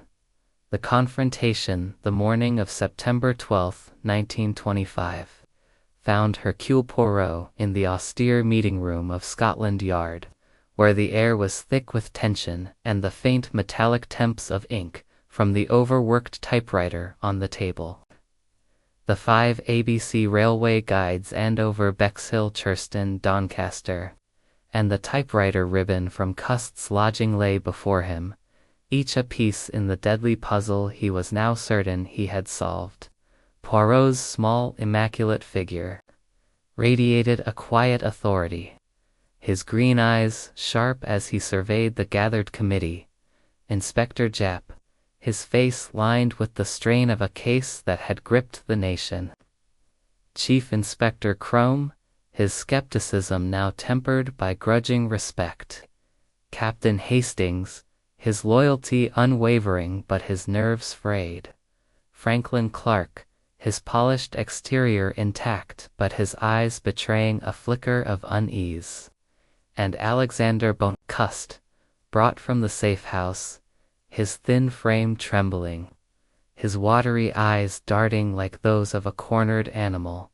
The room was silent, save for the distant hum of London traffic, the weight of the moment pressing against them all. Poirot rose, his movements deliberate, his voice clear and measured. Messieurs, he began, we stand at the end of a dark journey. For murders, for guides, for letters, each a step in a game designed to deceive. But today, the game ends. The killer, this A.B.C., is among us, and I shall name him. Japp leaned forward, his hands clenched. You've got him, Poirot. Out with it. Then, Poirot's gaze swept the room, settling briefly on Franklin Clark, whose fingers paused mid-motion on his cufflinks. The murders of Alice Asher, Betty Barnard, Sir Carmichael Clark, and George Earlsfield, Poirot said. They appear random, linked only by the alphabet and the ABC guides. But this randomness, it is a lie. One murder was the true target, the others availed to conceal it. The killer crafted a pattern to distract us, to make us see a maniac where there was method. Crome frowned, his arms crossed. You've been saying that for weeks, Poirot, but cussed. Here he gestured to the trembling salesman. He fits. His initials, his travels, the typewriter in his room. You can't deny the evidence. Poirot's smile was faint, almost pitying. Evidence, Monsieur Crome, can be crafted. Monsieur cussed. He is the perfect scapegoat, his initials, A.B.C., his presence at each crime, the typewriter planted in his room. But a scapegoat is chosen by another, and that other is Franklin Clark. The room stilled, all eyes turning to Franklin, whose face remained composed, though his jaw tightened. Franklin laughed, a sharp, controlled sound. Monsieur Poirot, this is absurd. My brother was one of the victims. I've done nothing but help this investigation. You've no proof. Poirot's eyes gleamed, unyielding. Proof, Monsieur Clark, is in the details.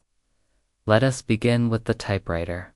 He lifted the ribbon from the evidence box, found in Monsieur Cust's room, after your visit on September 10.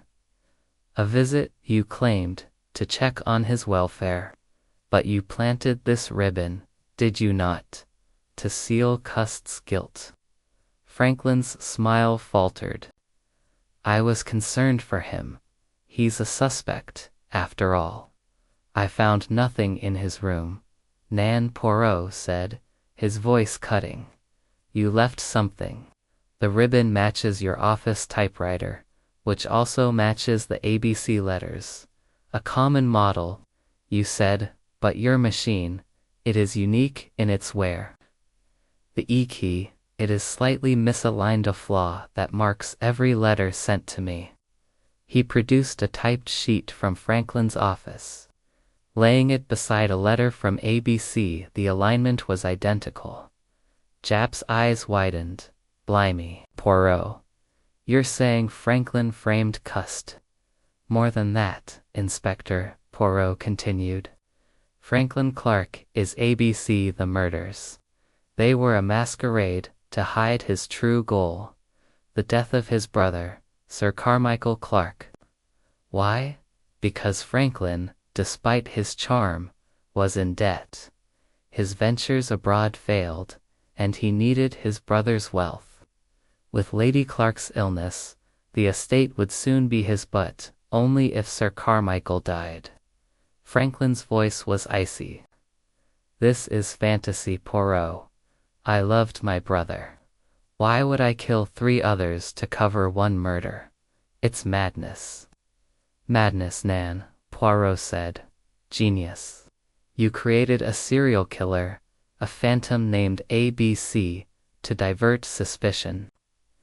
Alice Asher, Betty Barnard, George Earlsfield, they were chosen for their initials, their ordinariness, to fit your alphabetical pattern. You traveled to each town, blending in as a businessman, leaving guides to taunt us. But Sir Carmichael's death, it was precise, a throat slit, no struggle. It was personal. Hastings, pale, whispered, but the letters, Poirot, I write to you. To ensure I played the game, Poirot said.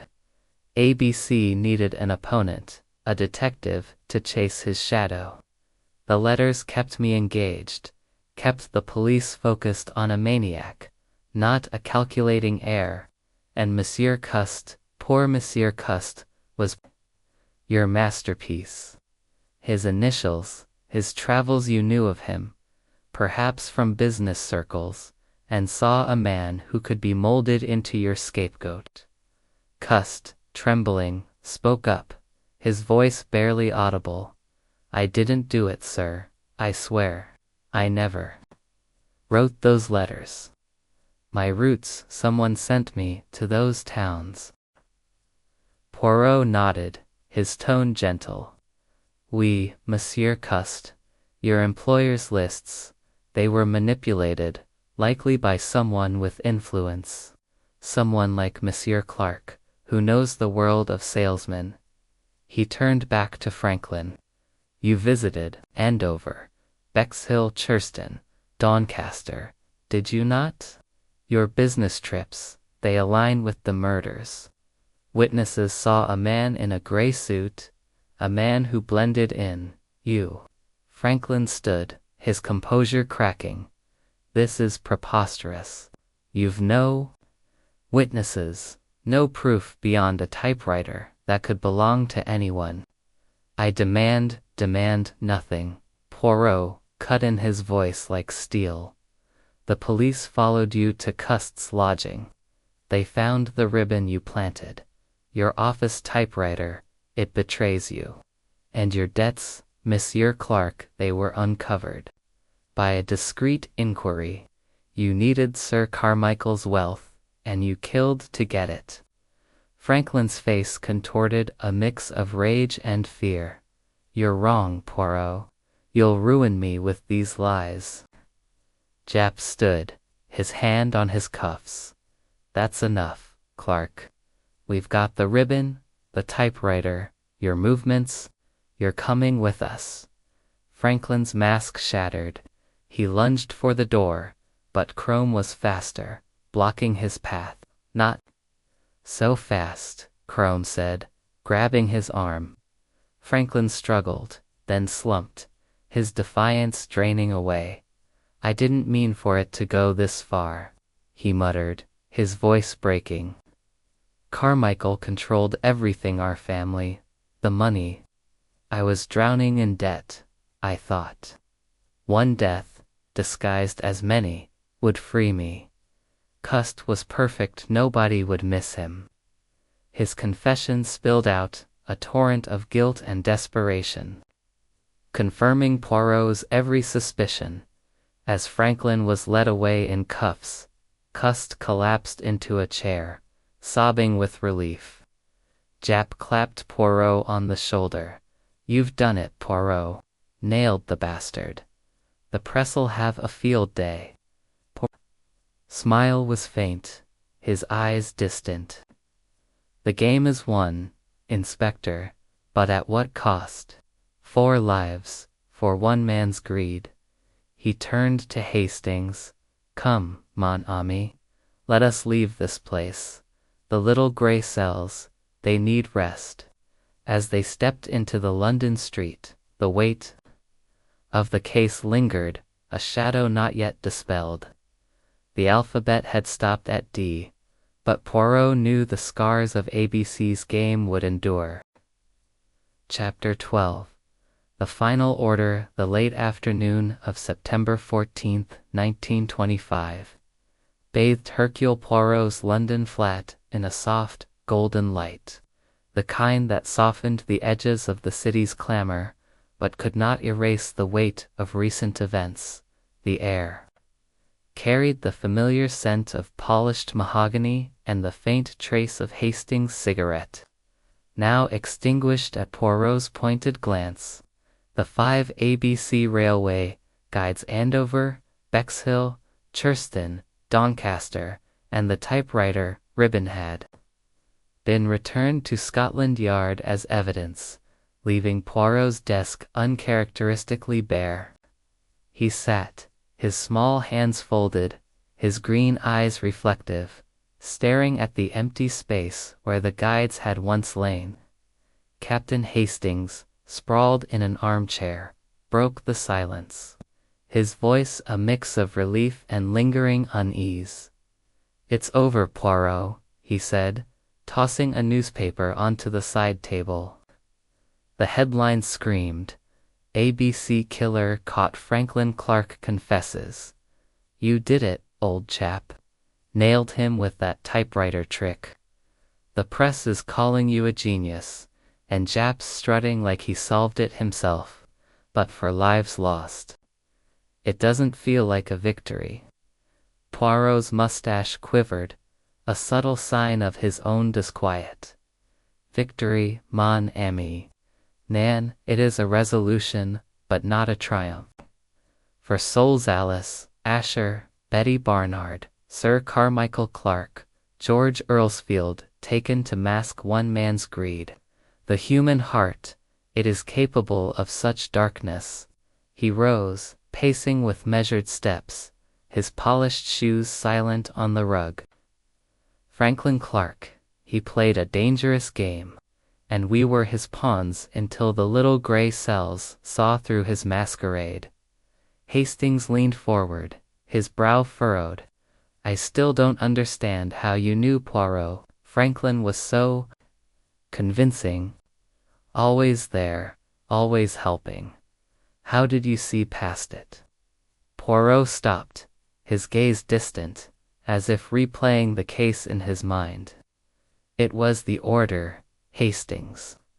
The human mind, it craves order, even in chaos. Franklin's alphabet, his guides, his letters, they were too perfect, too theatrical. A true madman does not taunt so precisely, nor frame another so neatly. Alexander Bonaparte, cussed, with his initials and his wanderings, was a puppet, chosen to bear the blame, but Franklin, he overreached. His debts, his presence at every stage, his typewriter, they were the threads that unraveled his tapestry. The telephone rang, its sharp note cutting through the quiet.